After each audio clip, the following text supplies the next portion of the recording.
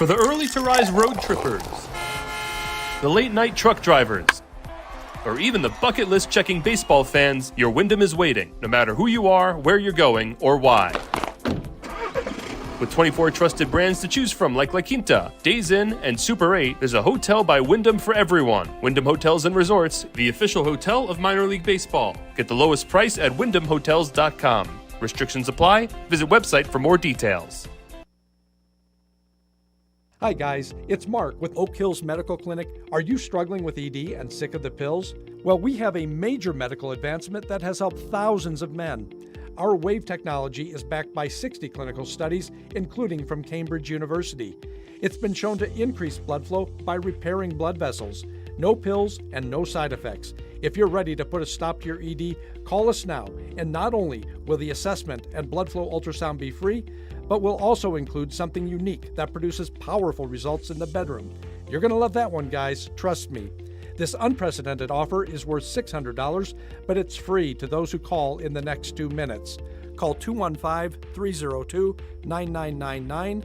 That's 215-302-9999. Guys, put a stop to your ED and get your life back. Call Oak Hills Medical Clinic now to qualify. 215-302-9999.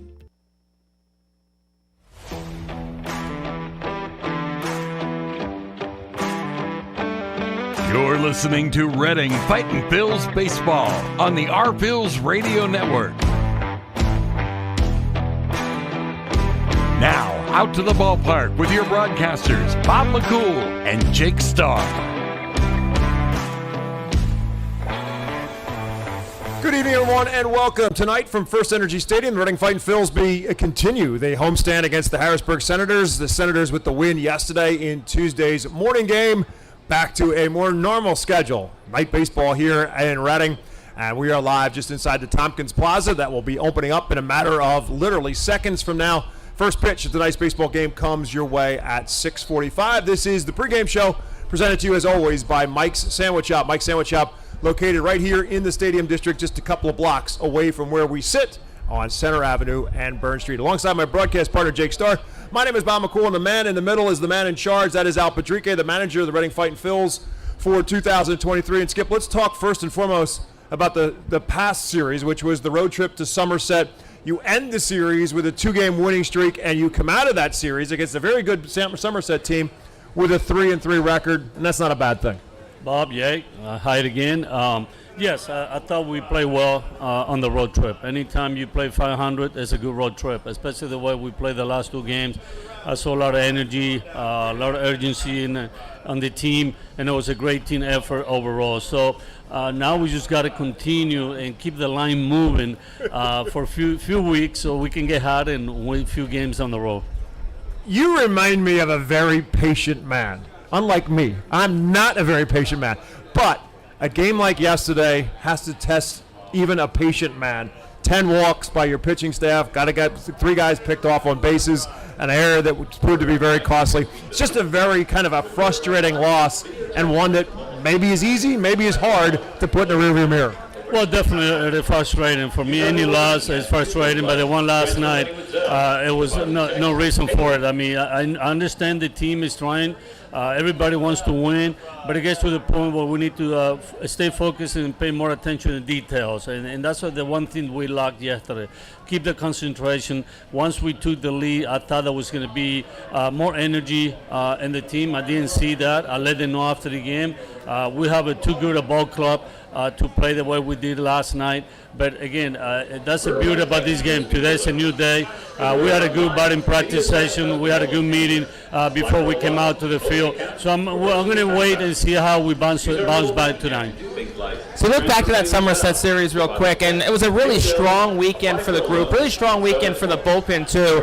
And I think a moment on Saturday night that really told the story of how the bullpen performed on Saturday was Max Coons is in, runners on second and third, nobody out. Coons proceeds to strike 3 batters out. Coach Bergerson went out and talked to him before that sequence happened. What was the message to Coons? Was it, you're going to get out of this inning? We have the trust in you. What did he say to Coons that seemed to spark something to get those 3 strikeouts?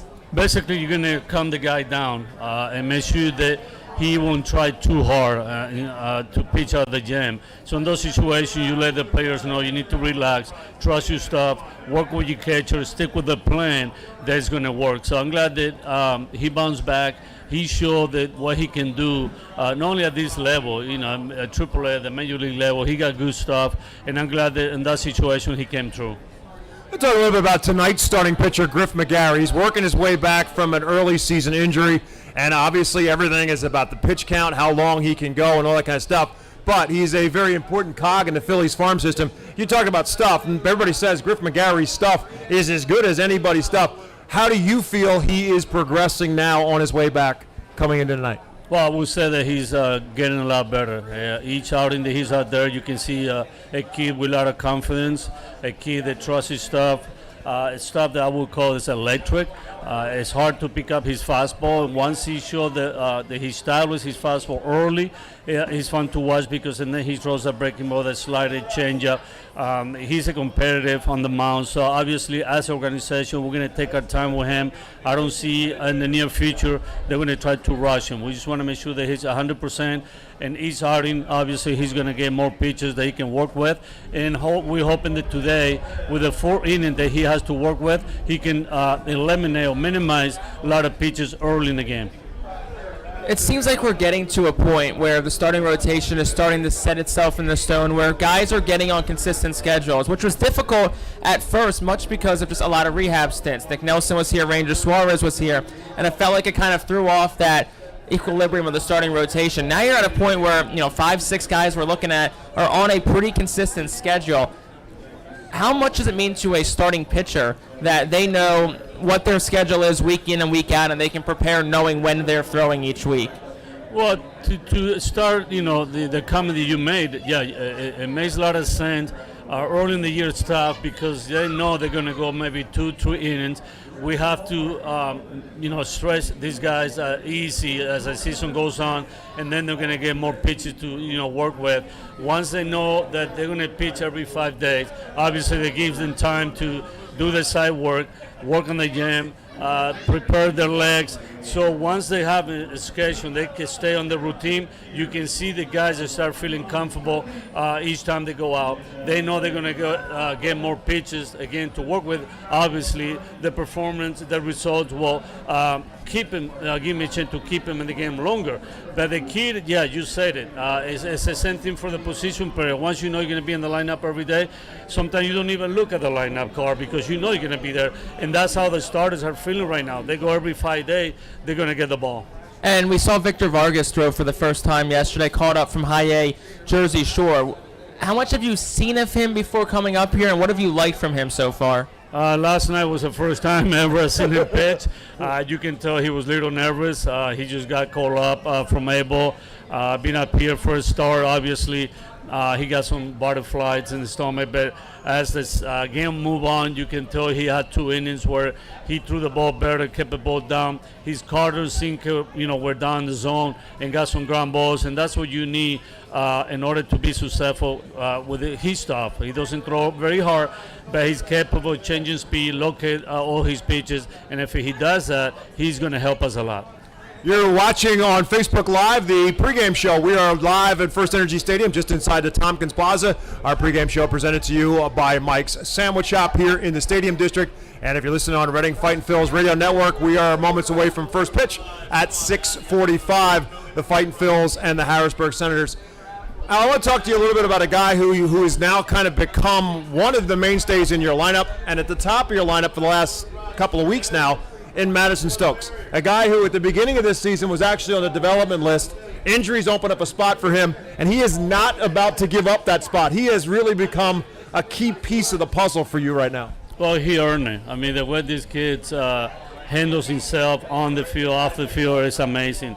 Hard worker. He knew he was in a tough spot when we started the season, and he was on the roster. He worked very hard throughout spring to show us that he can help us. And once the season started and you're not on the roster, it's a weird feeling, and that's what he felt.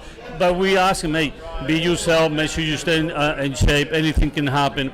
And a couple guys got hurt, and he got the opportunity, and obviously he's taking advantage. He's done a great job hitting as a leadoff hitter, hitting 5th, 6th, 7th, playing short, second, and left field, and he's a tremendous kid in the clubhouse. Yeah, a guy like Al Padrique, we know Al Padrique, the coach, but Al Padrique, the player, played a lot of different positions. So I think there's something that's a bit of a bond in that regard for you. You appreciate a guy who can play as many different positions as Madison Stokes did. It makes my job a lot easier when I need to write down names and make the lineup, because you know he's going to help in, it doesn't matter what position, it doesn't matter where he hit in the batting order, and you know he's always going to be ready. You can see how he works on a daily basis. You see how he hangs around with his teammates. Obviously, I told him the other day, he reminds myself a lot. A guy that didn't have a lot of talent, but be hard and always ready and always wanted to contribute.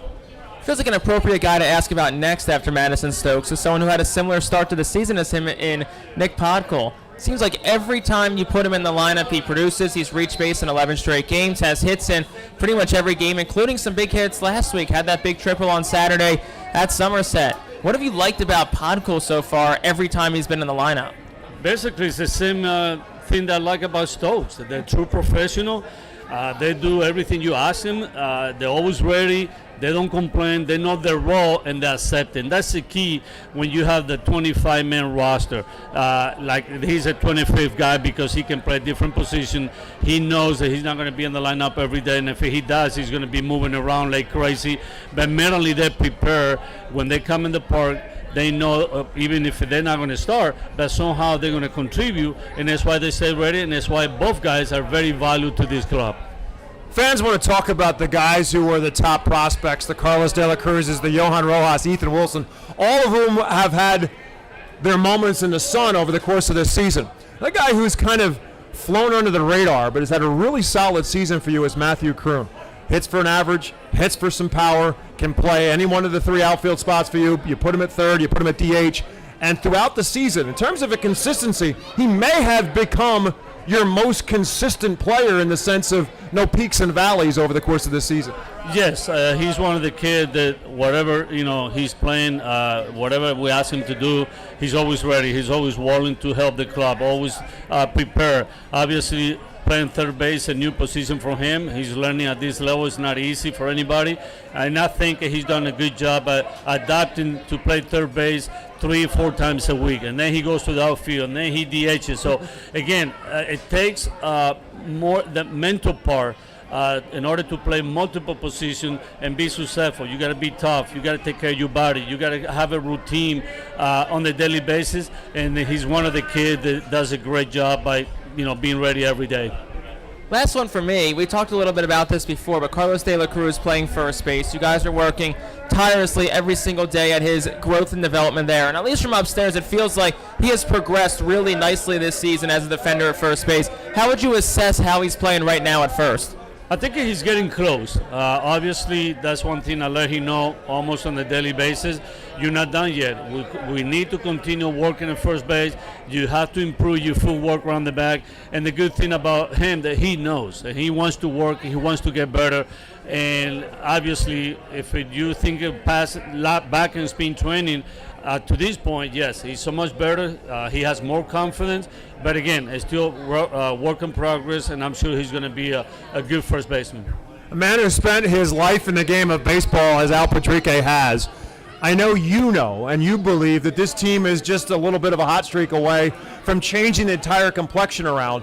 And it seems like each and every guy in that clubhouse still feels that way. Is it a hard thing to do, or is it just kind of a natural thing that the clubhouse feels as if, hey, we're just a hot streak away from being right where we want to be? No, the only thing that we said is hard to do is to make sure that they stay humble. Yes, I feel 100% that we have a good club. I feel 100% that we can be in better position. But again, there's some teams that start the season hot, other teams will start slow, and as the season goes on, once everything starts clicking on the daily basis, and then we're going to start winning more games. My main focus and my main goal with these guys, and I let them know every day, make sure when you go out there, you're ready to go, you prepare yourself, and we need to compete.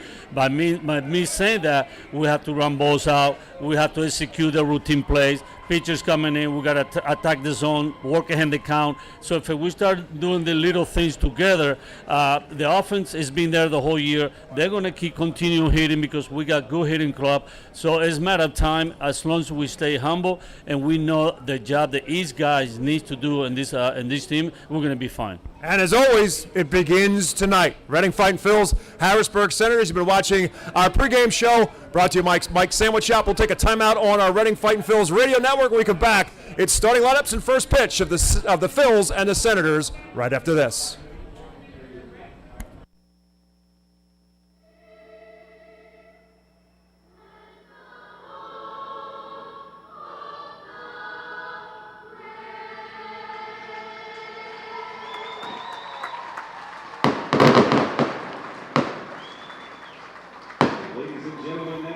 Reading Civic Theater Children's Choir performing our national anthem today. Good evening, everyone, and welcome to FirstEnergy Stadium, America's Classic Ballpark, hosting Game 2 of a 6-game stand between the Reading Fightin' Phils and the Harrisburg Senators. Alongside Jake Starr, my name is Bob McCool. The Senators at 20-19, the Phils now at 15-24. Reading snapping a 2-game winning streak with a loss yesterday in the series opener by a final score of 8-5. Reading still yet to put together more than a 2-game winning streak. They'll try to start a new one beginning tonight, and they'll do so with this lineup in front of them for the Harrisburg Senators. Presented to you by Golden Oaks Landscaping.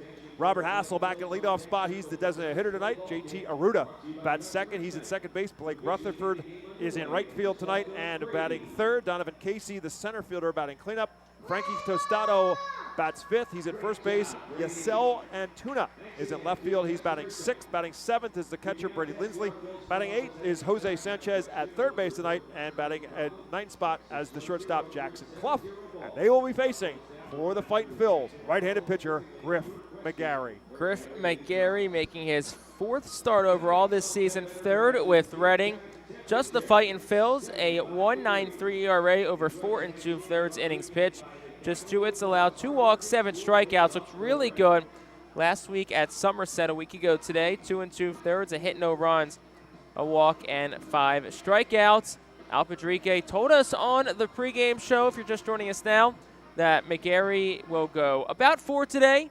So we'll see if they can get him the full length and if McGarry can give them a strong start through the first 4 innings for the Phillies. Number 3 ranked prospect. Defense behind McGarry. Ethan Wilson is in left. Johan Rojas, as usual, in center. Garrett Woodley again in right field. Carlos de la Cruz at first.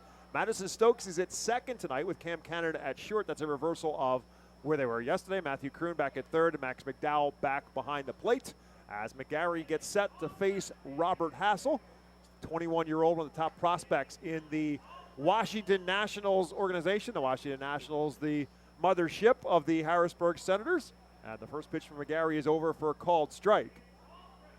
As we get our game underway, and this one is up high, ball 2. Our EPAW weather forecast for tonight, 74 degrees, an absolutely gorgeous day again here in Berks County. Wind blowing at about 10 miles an hour. Right now looks like the American flag blowing out to right field as Hassel fouls that one down the left field line. A little Olay move there by Oscar Salazar, coaching at third base for manager Delano DeShields for the Senators, as McGarry is ahead of Robert Hassel, 1 ball and 2 strikes. Hassel, a top prospect, as we said, for the Nationals, and an important piece of the puzzle because he was one of 5 prospects traded last year by the San Diego Padres in the Juan Soto trade. Soto, of course, going from the Nationals to the San Diego Padres, as well as Josh Bell helping the Padres get to at least to the National League Championship Series. This one fouled straight back by Hassel. Just 21 years of age. He is hitting at .309, has 5 doubles, a very good defensive center fielder, although he is DHing tonight. Has not shown any semblance of power since the trade. He did have 10 home runs last year at the time of the trade in August. This one catches the outside corner, called strike 3, and that's out number 1 here in the first. What we saw from Griff McGarry last time against Somerset is a glimpse of just how electric his stuff can be. That time he goes to the off-speed pitch. Looked like a cutter there at 90 from McGarry. And you can just know how electric his stuff can be, and I think right there is a great example of that. That'll bring up JT Aruda, hitting at just 198 as he steps in. Aruda was 0 for 4 in yesterday's game. Delano Shields essentially running out the same 5 in his batting order, the top 5 in his batting order, shuffling some of the positions a little bit. But 1 through 5 in his batting order the same tonight as it was last night. He does have a combined 6 guys in his lineup tonight who will bat left-handed against McGarry. Yasel Antuna, who gets to start tonight, is a switch hitter. So of the 9 guys that McGarry will face through the one time in the order, 6 of those 9 will be left-handed hitters. 1 ball and 1 strike to Aruda. Defense plays him pretty much straight away. This one swing and a miss at a pitch up high. A fastball he could not catch up to. And McGarry again works ahead. 1 ball and 2 strikes. McGarry, a really good fastball cutter mix early in this one. About 6-7 miles less on the cutter. Got in a couple of swings and misses off of it. 1-2 pitch. Popped straight back out of play. McGarry features a fastball that's anywhere from 95 to 100. Curveball, a slider, and a changeup. Jake used the word, Al Padrique used the same word in our pregame show tonight, electric, to describe his stuff, and that's what everyone has said about McGarry. Control was always the issue for Griff McGarry. 1-2 pitch. This one sent down the left field line. Ethan Wilson makes a long run into the bullpen for the Senators and makes the catch. A fine running catch in foul territory by Ethan Wilson. That's 2 down here in the first. Pitch that was a little in on the hands, maybe a little bit out over the plate from McGarry, but Aruda did not get all of it. Wilson, an excellent run in left field to get over and make that play. He's been a couple of stellar defensive plays, both in right and left field, Wilson has. That will bring up Blake Rutherford. Had a good game yesterday for the Senators. He went 3 for 4, a couple of singles and a home run. Also walked over the course of his 5 plate appearances, drove in 3 runs. He is among the leaders for the Senators in RBIs in the season with 18. In the first pitch, cannot catch up to the fastball. And again, McGarry works ahead. Right back with a pitch at the feet as Rutherford has to jump out of the way of it. I also thought, Jake, it was interesting that Al Padrique telling us before the game 4 innings. Usually they talk about pitches. They weren't really talking about a pitch count necessary for McGarry, but more 4 innings. So we'll see which way it goes, and obviously that'll depend on how efficient he is in those pitches per inning. This one tapped towards third. Going to be a backhanded play for Matthew Kroon and a long throw on a hop that Carlos De La Cruz cannot hold on to. That'll be a base hit. Kroon did everything he could, and De La Cruz could not come up with the bounce, and it's a base hit for Rutherford. Yeah, it's just one of those instances where McGarry makes a good pitch, gets weak contact, but Kroon was shaded towards the second base bag with the lefty Rutherford at the plate, and that ground ball towards the line. Right place, right time from him, and Kroon barely an effort, but unable to make the play. That'll bring up Donovan Casey. The cleanup hitter was 1 for 5 yesterday, hitting at just 169 as he steps into the plate. Rutherford will take his lead off of first. McGarry from the stretch for the first time. And bounces it up there. Good play by Max McDowell. Back to what you said about the 4 innings versus pitches thing. I think it's more of an up-down type thing than it is pitch count. I think if McGarry has a long inning, you probably see him pulled a little bit earlier, like we saw in his first start here, went 2 innings and then went to throw down in the bullpen. But no, I think it's 4 up-downs, and then if there's any pitches left, he'll go to the bullpen to throw them. This one he misses outside. He falls behind Casey now 2-0. So after working ahead on the first 3, McGarry now falls behind Casey, 2 balls and no strikes. Casey with a double, a home run, and only 4 RBIs in the season. The leader in RBIs for the Senators on the season is Drew Millis, who was just called up before this series to AAA Rochester. And having a very good season for the Senators, a catcher, he got called up. So he still technically is their team leader in RBIs with 19. With Rutherford, who's on first base with 18, and Frankie Tostado, who's in the on-deck circle, also with 18, and he misses outside to Casey. So after being highly efficient through the first 2 hitters, A base hit the other way, and now a walk to Donovan Casey. He has 2 on and 2 out here in the first. And like you said, got those first 2 batters out pretty quickly, and Hassel the third and JT Arruda. Now he goes against Frankie Tostado, another lefty in this lefty-heavy Harrisburg lineup, so we'll see if Griff McGarry can buckle down and get this third out. As we mentioned, Oscar Salazar coaches at third. Senators use a rotation of players to coach on the first base coaching side, as the first pitch to Tostada is low and inside for a ball. Tostada 221 on the season. He was 1 for 3 yesterday. He's got 3 doubles, 4 home runs, and as I said, a second on the team, 18 RBIs on the season. 1-0 pitch is again way inside, and it's 2-0. So that quickly for McGarry. Very confident and very solid through throwing strikes and working ahead. Now he falls behind a hitter for the second straight time. 2-0 pitch. Swing and a miss. Tostado comes up empty. That looked to be the changeup for McGarry. And had Tostado way out in front of it on a 2-0 pitch.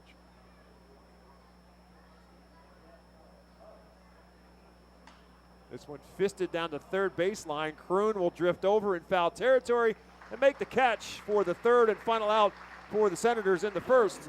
No runs, a hit, 2 left. We come back to America's Classic Ballpark. The home team, the Reading Fightin' Phils, will bat for the first time tonight. Gear up for Fightin' Phils season. Visit the Brentwood Industries Fightin' Phils team store at FirstEnergy Stadium or check out our online store 24 hours a day, 7 days a week at rphils.com/shop. We have a wide variety of Fightin' Phils hats, t-shirts, kids apparel, and more. Looking for something new? Check out our latest selections of Los Luchadores de Reading and Reading Hot Dogs gear, plus throwback, black, R-Train, R-Phils attire. Root for your Fightins in style. Stop by the Brentwood Industries Fightins team store or rphils.com/shop. ROG Orthodontics is the proud official partner of the ROG Orthodontics Fightin' Phils Kids Club. Join today at Fightins.com to get your free ROG Orthodontics Kids Club t-shirt and visit FantasticSmiles.com for more information on why ROG Orthodontics is voted #1 in Berks and Monco. ROG Orthodontics and the Fightin' Phils, 2 great hometown partners. Fans, nothing beats a great day at Golden Oaks Golf Club. Located just minutes from Reading, Golden Oaks is a beautiful, award-winning golf course open to the public with perfect greens, lush fairways, and a course playing for 5 sets of tees. Bogey's Pub is open to the public with the area's best full-course menu, featuring indoor and outdoor seating and TVs to watch your favorite sports teams. Let the Golden Oaks Golf Club team cater to your need. Lunch, dinner, golf outings, parties, company events, and fundraisers. Visit our website at GoldenOaksGolfClub.com and follow Golden Oaks Golf Club and Bogey's Pub on Facebook. Golden Oaks Golf Club, where great memories are made. Here is the Golden Oaks Landscaping starting lineup for the Fightin' Phils tonight. Madison Stokes is at second base. Carlos De La Cruz bats in his second spot. Johan Rojas is third. Batting cleanup tonight is the designated hitter Oliver Dunn. Batting fifth is Matthew Kroon. Ethan Wilson will bat sixth. He's in left field. Max McDowell behind the plate bats seventh. Cam Cannon will bat eighth. And Garrett Whitley in right field will bat ninth as Madison Stokes steps to the plate, hitting at .277 on the season, facing right-handed pitcher Michael Cuevas on the mound for the Senators. 1-0 pitch from Cuevas. Ripped hard and fouled on the third baseline. Cuevas is 1-0, a 5.16 ERA over 7 starts, 22 strikeouts and 18 walks over 29 2/3. 3 1/3, 2 runs, 3 hits, 5 walks, 2 strikeouts against Erie last week. Struggled with command after spending all of last year with High A Wilmington, 6-12, a 4.64 ERA, 26 games and 24 starts. 2-1 count now to Madison Stokes, who takes one up and in. It actually caught the arm or the pad of Madison Stokes. So Madison Stokes is on board, hit by the pitch. Madison was on base 3 times yesterday, and he gets the game started for the Fightins by getting hit by a pitch. And they'll bring up Carlos De La Cruz. Well, leadoff base runner, that's who you want out of the leadoff spot in your lineup, and that's exactly what Madison Stokes did. De La Cruz, 2 for 5 yesterday, including a 2-run home run. The Phils attempt at a comeback, but ultimately falling 8-5. This one tapped down the third base line and foul. Started this game looking like a very sunny, pleasant night. Storm clouds are headed this way. Sky gets considerably darker over the course of this first inning.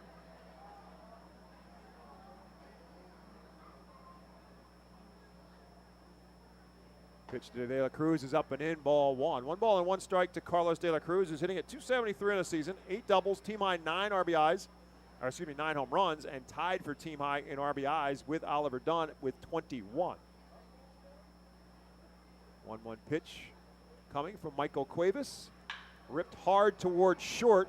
Clough up with it, flips to second for 1. The relay in plenty of time, and that quickly. A 6-4-3 double play. Makes 2 out and nobody on. Well, he hit it hard, 112 off the bat, but the downside when you hit it hard on the ground right to a defender, they got more time to flip too. That's exactly what they did. Clough made the play, the relay to Arruda, who throws it to Frankie Tostada, the first baseman, for the double play. That'll bring up Johan Rojas now with the bases empty. Johan with an 0 for yesterday, dropping his batting average to .268. Did walk in one of his plate appearances yesterday. And he takes the first pitch from Cuevas for a called strike. Cuevas just 21 years of age, and now time called by Johan Rojas, having a little equipment issues. The pad on his elbow came loose. Cuevas, a 23rd round draft pick by the Nationals in 2019 out of Brennan High School in Texas. Misses low with that one. Now it's 1 ball and 1 strike on a fastball at about 93 on the radar gun. 1-1 pitch. Comes up empty on a curveball in the dirt. Rojas way out in front and fooled by it.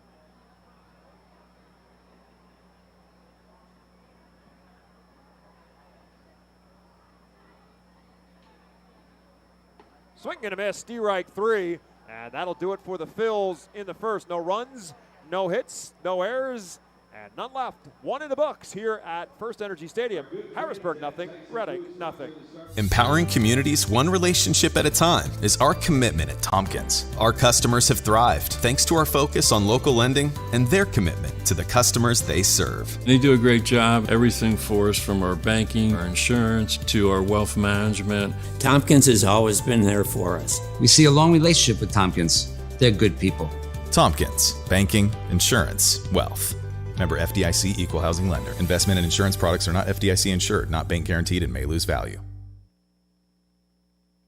Our Phils fans can continue to expect great performances all season long on the Burke's Commercial Roofing stage. It's the home of great local talent, including the Our Phils mascot band. Burke's Commercial Roofing prides itself on being a locally owned and operated company that puts an emphasis on customer service. They provide free on-site estimates and can handle any size repair, restoration, or replacement. Visit burkscommercialroofing.com or call 610-717-3949 for more information. And don't forget to sit back, relax, and enjoy the show at the Burke's Commercial Roofing stage at America's Classic Ballpark. Burke's Packing is a family-owned and operated meat processor located here in Reading, specializing in hot dogs, ham, specialty meats, and more. Burke's Packing provides America's Classic Ballpark with quality products, including the highly acclaimed flat-top grilled hot dog. Join us for Burke's Packing Sunday Family Fun Days at Sunday home games all season long at FirstEnergy Stadium. Established in 1928, the Manor Golf Club is one of the oldest public courses in eastern Pennsylvania, located conveniently between Philadelphia, Lancaster, and Allentown. In Sinking Spring, the Manor Golf Club offers a true test of golf on a traditional championship-style golf course. Shot making takes precedence over length. Visit themanorgolfclub.com for more information. Top half of the second inning in a scoreless tie, the Harrisburg Senators and the Reading Fightin' Phils. Yesel Antuna, Brady Lindsley, and Jose Sanchez due up for the Senators. And first pitch swinging is Antuna, drives one to right field. Garrett Whitley will cruise under it, make the catch on the run towards the foul line for out number 1.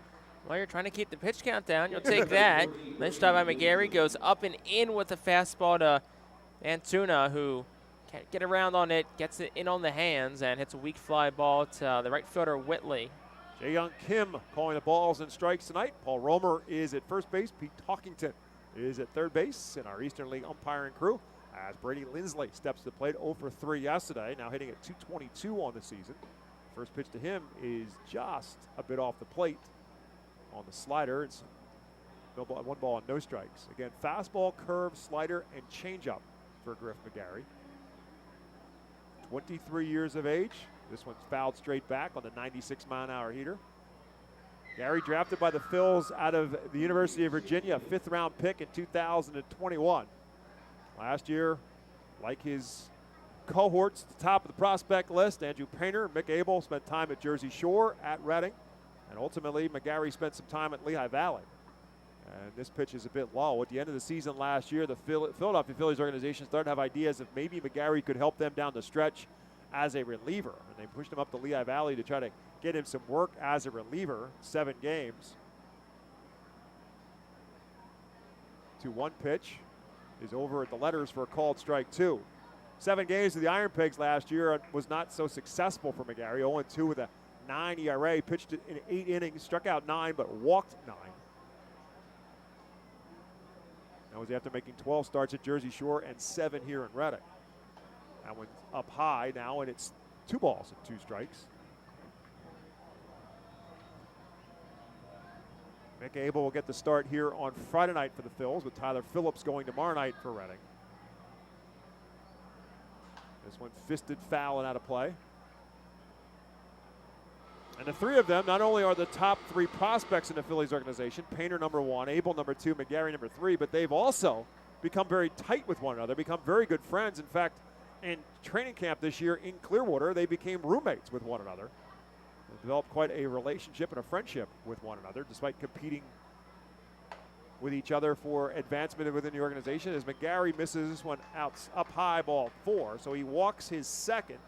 Lindsley is now a 1-out base runner here in the second. That'll bring up Jose Sanchez, who was a bit of a problem yesterday for the Phils. He was batting in the 9th spot yesterday. He's batting 8th today. He was on base 3 times yesterday with a couple of walks and a solo home run. It was his first home run of the year. And this pitch again is up high from McGarry, and it's 1 ball and no strikes. McGarry kind of taking a look at Jae-Young Kim, and apparently so too is the Phil's dugout, as Jae-Young Kim turns and says something back in the direction of the Phillies dugout. I mean, looking at we got up here, it looks like it's in the strike zone. 1-0 pitch. There for a called strike on a breaking ball, and a good one. Locked up Sanchez. It's 1-1. Wind definitely beginning to pick up now, and it looks like it's blowing in from left field, rolling across from left field towards right. 1-1 now the count.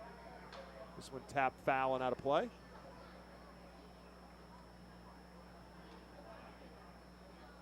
Again, Delino DeShields is the manager for the Harrisburg Senators. Certainly a name familiar to Philadelphia Phillies fans for his time with the Montreal Expos. He's somewhat of a local native. He's actually from Seaford, Delaware. 1-2 pitch now coming to Jose Sanchez. Breaking ball or fastball that backs him up a little bit. And now it's 2-2. I mentioned this to Jake yesterday that Delino DeShields was actually a very good basketball player in high school as well. Was offered a scholarship to play basketball at Villanova, but opted instead to go for baseball, and obviously made the right decision because he ended up with a 12-year career in Major League Baseball. 2-2 pitch. Sanchez swings at it, goes all the way to the backstop, and Sanchez is going to end up at first base. But there was a guy on first already, so he's out, so it doesn't matter. Correct. So the runner at first can move up to second base, but Sanchez cannot move up to first base. So it will be a strikeout, and out number 2 on the wild pitch. Lindsley does move up to second base, but Sanchez is retired on the strikeout. Second strikeout by Griff McGarry, and now 2 down here in the second. Well, the skies must have opened up because people are coming our way. Yeah. And it's not just because they like Jake Starr so much. I mean, maybe it is because they like Jake Starr so much, but I think it might have to do with some rain. Delino DeShields looks like he came out just to ask about that last pitch. So a man on second now and 2 down.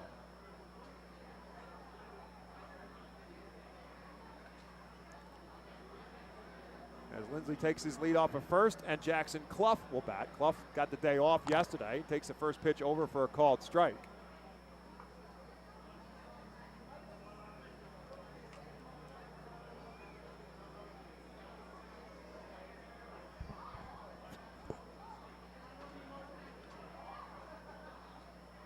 Gary takes a look back, comes with his 0-1 pitch. This one popped up in the infield. Kroon will back up, and Matthew Kroon, the third baseman, will squeeze it in shallow left field for the third and final out. And so McGarry works his way around a walk. No hits in the inning for the Senators. After 1.5 in Baseball Town, it remains scoreless. Cornwall Manor is an active senior living community on a 190-acre wooded campus in Cornwall, Lebanon County. The community offers independence and opportunities for wellness and fitness, as well as educational and musical programs, and the peace of mind of having convenient health care on site. Cornwall Manor offers a range of residential choices from apartments to homes. Prospective residents are welcome to visit us for lunch and have a chance to learn more about the community. More information is available online at cornwallmanor.org. Cornwall Manor, celebrating 70 years of senior living. Star City Boxing, located at 4760 Schuylkill Avenue in Reading, is a 501c3 non-profit boxing gym unlike any other. Our goal is not only to help you be fit, but to be the best outlet for our youth and community. We welcome anyone who wants to improve their way of life, be fit, and box competitively or non-competitively. We work with you to reach your goals in and out of the gym. Stop in and meet our stars today. Check us out and follow us on Facebook, Instagram, and Twitter for upcoming events and happenings. And visit our website today at starcityboxing.org for more information on how to join, volunteer with our youth, or support our efforts in the community. Star City Boxing is a proud continued 2023 Our Phil's Fiesta Friday partner. The Reading Fightin' Phillies are proud to partner with Berks County Mental Health and Disabilities Program. Together, we are striking out the stigma in order to raise community awareness about mental illness and suicide prevention with 3 simple words. Are you okay? The help is to begin a conversation to show Berks County that we care. Suicide hurts and affects everyone, but help is here. The crazy hot dog vendor doing his thing between innings as the Reading Fightin' Phils will come to plate here in the bottom of the second. Phils wearing their home red pinstripes tonight. They were the Reading Hot Dogs yesterday. They'll be the Reading Keystones tomorrow night and a throwback Thursday. And Los Luchadores on a Fiesta Friday here at the ballpark. Oliver Dunn leads off, and Oliver Dunn shoots one into the gap. It will line and bounce off the left center field wall, and Dunn will power his way into second base with a stand-up double. 8th of the season for Oliver Dunn with a night off yesterday. Oliver Dunn jumps right on the first pitch. Fastball literally right down the middle of the plate. Dunn hits at 109 off the bat. Wind's blowing in directly from left center. You wonder if that one hangs up. And if the wind was probably out yesterday. That'll bring up Matthew Kroon, who took a rare 0 for yesterday. Matthew's average was in the top 10 in the Eastern League in hitting, but with the 0 for 4 yesterday, now at 291.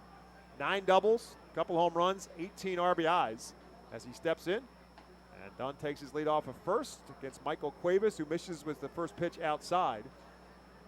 Today's Phil's team leader, brought to you by Cross Country Mortgage loan officer Johanna Arias, is that RBI column. Oliver Dunn, who had that double, tied with Carlos De La Cruz with the team high of RBIs at 21.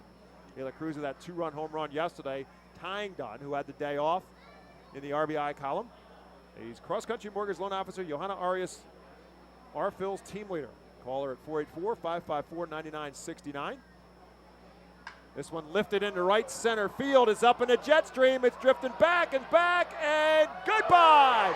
Matthew Kroon hits the 2-run home run. The Phils are on the board first. The wind giveth as the wind taketh away. Well, the wind's blowing in from left center, but you know where it's blowing out? Right field. Kroon 360, 99 off the bat, just gets it up in the air, and that time lets the wind take it. Fightin' strike first, needed that tonight, and Kroon delivers. Straw hat in the dugout for Matthew Kroon, his 3rd home run, and as I mentioned, the RBI leaders, he's right on the heels of Dunn and De La Cruz now with 20 RBIs, and the Phils have the lead with Ethan Wilson now batting. Wilson had the night off yesterday as well. I keep saying the night off, but it was a day you're game. all confused. 11 a.m. game. Old habits die hard. Ethan, a bit of a slump right now at 278 on the season as he's behind on that pitch. It's 1 ball and 1 strike. Ethan Wilson a couple weeks ago was the Eastern League Player of the Week. Since receiving that award, he is 7 for his last 44. He takes that one low for a ball. It's 2 balls and a strike. Still nobody out here in the second. Big swing, no contact again from Wilson.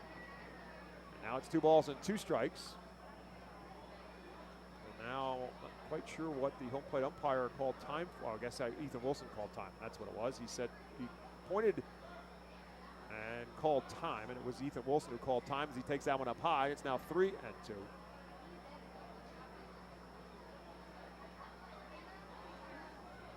Max McDowell in the on-deck circle for the Fightins.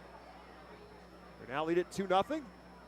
That's up and in and actually hit Ethan Wilson in the hand as well. It was going to be ball 4 or a hit by pitch either way, but it will go down as a hit by pitch. That's the second one of the game now. Madison Stokes led off the game by getting hit with a pitch. And speaking of guys who get hit by the pitch, here comes Max McDowell.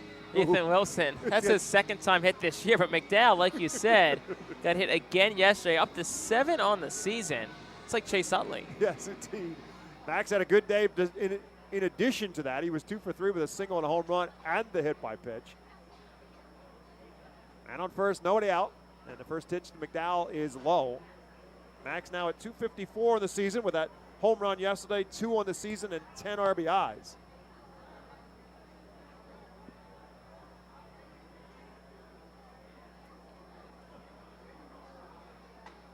That went at the letters for a called strike. McDowell did not think so.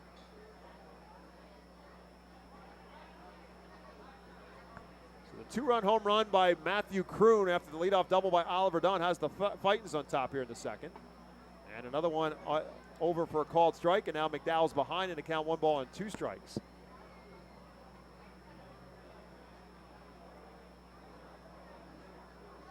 Now 5 for his last 13 now as he steps into play tonight.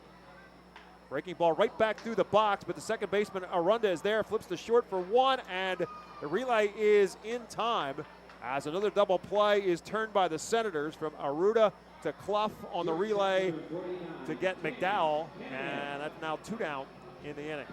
Yeah, it's one of those where hits it towards the middle of the field, but Arunda is positioned perfectly. Second baseman against the righty McDowell was shaded towards the bag. Exact same spot he's in now against Cam Cannon. And gets it, easy sidearm flip to Clough at short, who makes a nice turn and turns 2. Cannon takes the first pitch for a called strike. Cam Cannon was an 0 for yesterday as well for the Fightins. At 286 on the season, 5 doubles, a home run, and 7 RBIs. Tries to check his swing there, but he went around, and so he's in the hole now, no balls and 2 strikes. Cannon bats in the 8th spot tonight. Garrett Whitley in the on-deck circle. If Cannon gets on for the Phils, that'll complete the cycle through the lineup for the 9-hole hitter. Cannon a wave at a pitch way outside for strike 3. But the Phils strike first here in the second. 2 runs. They do it on 2 hits. The big blow, the 2-run home run by Matthew Kroon to complete here in Baseball Town. It's now Reading 2, Harrisburg nothing. Cornwall Manor is an active senior living community on a 190-acre wooded campus in Cornwall, Lebanon County. The community offers independence and opportunities for wellness and fitness, as well as educational and musical programs, and the peace of mind of having convenient health care on site. Cornwall Manor offers a range of residential choices from apartments to homes. Prospective residents are welcome to visit us for lunch and have a chance to learn more about the community. More information is available online at cornwallmanor.org. Cornwall Manor, celebrating 70 years of senior living. The Fightin Phils know who to call for trash and recycling services. A proven winner, JP Mascaro & Sons. The industry leader for over 50 years. Trust the familiar Mascaro Blue Elephant to provide dependable, quality service for your home or business. That's JP Mascaro & Sons, one of the top companies in its industry. Trash and recycling services for home, business, and industry. We are hiring and have open positions in Berks County. Check our website for open positions at jpmascaro.com or call 1-888-MASCARO. JP Mascaro & Sons, ready to serve you. Every time you grab an ice-cold 20-ounce Pepsi, you'll find a Pepsi emoji on the side of the bottle. So while the Pepsi delivers this, the Pepsi emoji delivers this.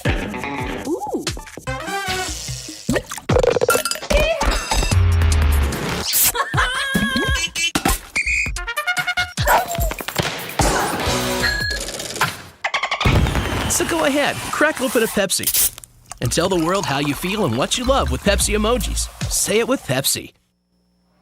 Top half of the 3rd inning. Griff McGarry now with a lead to protect. The Fightins on top 2-0, and he'll face the top of the order for the Senators here in the 3rd. Robert Hassel, JT Arruda, and Blake Rutherford. McGarry in his 3rd inning work. Again, the idea for the Phils was to try to get him 4 innings of work tonight. And his first pitch to Hassel is a bit low for a ball. That is the 37th pitch thrown by McGarry to this point. Threw 45 in his last outing. This is his fourth start since coming back from injury. 1-0 pitch is over at the knees for a called strike one. 1 ball and 1 strike. As I mentioned, Robert Hassel, part of that Juan Soto trade last year from the Padres, going to the Padres from the Nationals. Hassel, one of 5 prospects traded back. He had Fort Wayne last year in the Padres organization. He was at .299 with 10 home runs. And then played in 10 games for Wilmington after the trade, and then 27 for the Senators at the end of the season. But he hit only 1 home run after the trade in last season and has not yet hit a home run so far this season. But he is hitting at .309, a little bit lower than that now after striking out his first time up. He's in a 2-1 spot here. This one slapped foul and out of play.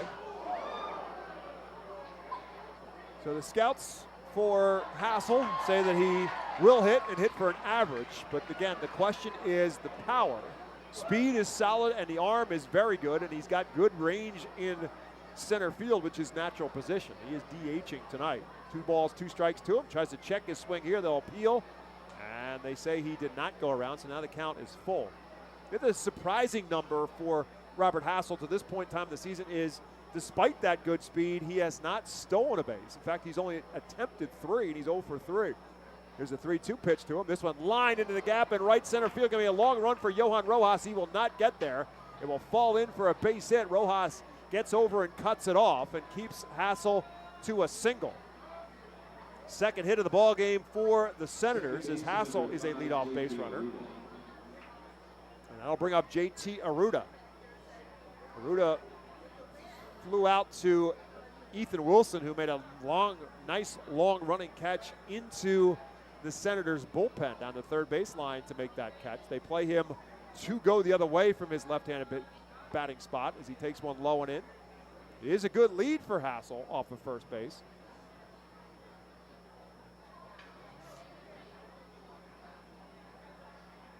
There's McGarry from the stretch, the 1-0 pitch. This one back towards short. Cannon will take it himself and throw it over to Carlos De La Cruz.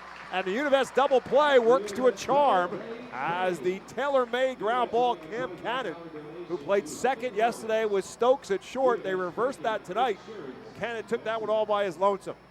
So the double play puts 2 down, and now nobody on base here in the third for JT Arruda.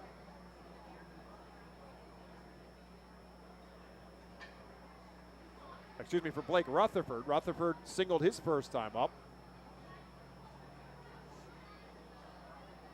It's an infield single as Matthew Kroon made the stop deep in the hole at third, could not make the accurate throw, and it was a base hit for Rutherford.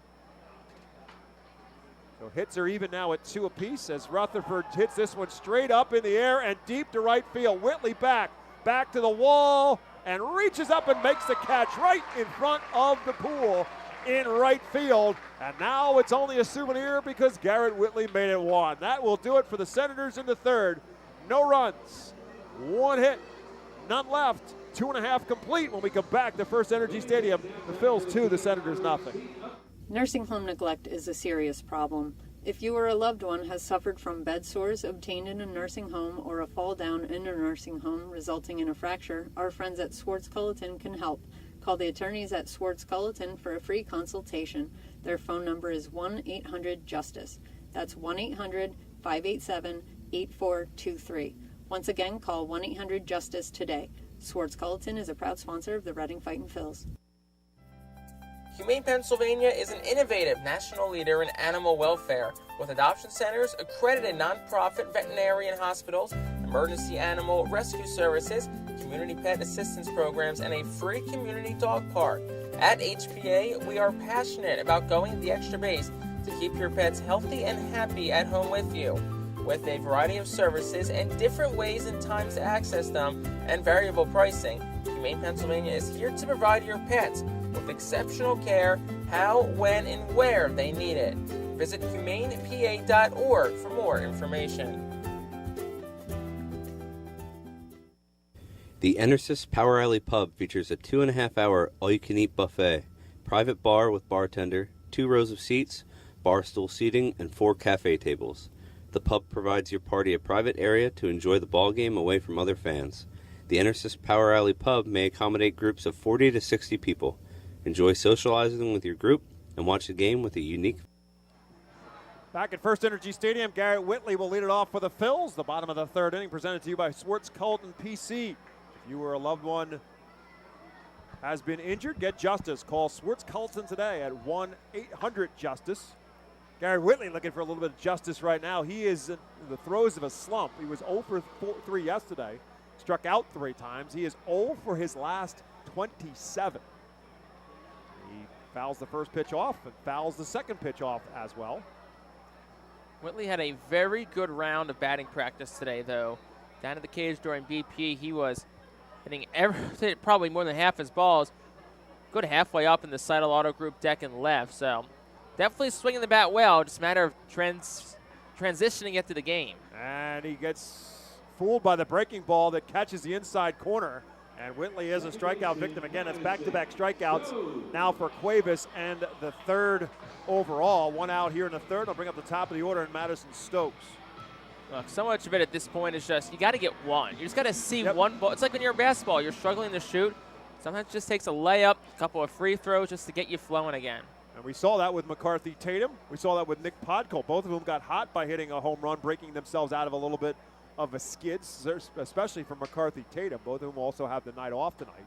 Madison Stokes steps in, takes the first pitch for a strike. The second one up and in for a ball. Madison hit by a pitch his first time up.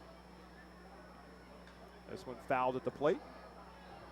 Al Padrique coaching at third. Ray Ricker is coaching at first for the Phils. Talking with Al Padrique in our pregame show presented by Mike's Sandwich Shop tonight out on the Tompkins Plaza. He was very highly talking about Madison Stokes. As I say that, Madison takes one for a call strike, but he said he reminded him a lot of himself in terms of his ability to play a number of different positions and bat in a number of different spots in the batting order. Yeah, Stokes has been all over the field so far this year. Gets his first start of the year tonight at second. He's played short a bunch. He has played in the outfield, both right and left field. If you're going to play for Al Padrique, you better be able to play all over the field. Carlos De La Cruz hits one hard to the right side. Good play by Arruda. He'll spin and make the throw in time. And the Senators throw a little leather to finish off the third for Harrisburg. If for Reading into third, no runs, no hits, no errors, and none left. We have 3 complete in Baseball Town. It's the Reading Fightin' Phils 2, the Harrisburg Senators nothing. Nursing home neglect is a serious problem. If you or a loved one has suffered from bed sores obtained in a nursing home or a fall down in a nursing home resulting in a fracture, our friends at Swartz Culleton can help. Call the attorneys at Swartz Culleton for a free consultation. Their phone number is 1-800-JUSTICE. That's 1-800-587-8423. Once again, call 1-800-JUSTICE today. Swartz Culleton is a proud sponsor of the Reading Fightin' Phils. Are you looking for a reliable food distributor to meet all your culinary needs? Look no further than our trusted team at Feaser's Food Distributors. For over 120 years, our products have been sourced from the best farms and suppliers, ensuring that you get the best ingredients for your restaurant or organization. From fresh produce to premium meats, Feaser's supplies everything but the appetite. Visit Feasers.com today to experience the difference in working with a top-tier family-owned food distributor. Feaser's, your partner for success in the kitchen. Looking for a fast and hassle-free way to get your snacks and non-perishable groceries? Look no further than FeasersDirect.com. With just a few clicks, discover the convenience of having your culinary essentials ready for a pickup at our headquarters in Harrisburg. The Reading Fightin' Phils are pleased to present you with their classic game program, all electronically. This program has information on the coaching staff, player roster, and front office staff. It also includes feature stories and alumni reports on all of your favorite guys who spent time in Baseball Town. Visit ourphils.com/programs to check it. Back at FirstEnergy Stadium, Reading Fightin' Phils 2, the Harrisburg Senators nothing. And we are fighting our way through a little bit of rain a moment or so ago, but right now things are a little gusty, but so far no rain. And As things clear up, it's time for Jake Starr to take over play-by-play at the top of the 4th. Thank you, Bob. Hopefully I can bring some clear weather with me as well. Speaking of sunny skies, here's Jake Starr. Griff McGarry back on the mound against Donovan Casey. First pitch outside for a ball, 1-0. 2-0 our score. Fightin' Phils have the lead over the Harrisburg Senators. Top of the 4th inning. Griff McGarry, inning number 4 of work for him. Here's the pitch. Swing and a miss on a cutter down low. Count goes to 1-1. Likely the last inning for Griff McGarry. Al Patrique told us in the pregame he'd likely go 4. Christian Hernandez beginning the throw in the Reading bullpen. Here's the pitch. That's a broken bat line drive that drops into right field for a base hit. Whitley towards the line, scoops it up, and it's a leadoff single for Donovan Casey. And that'll bring Frankie Tostado up to the dish.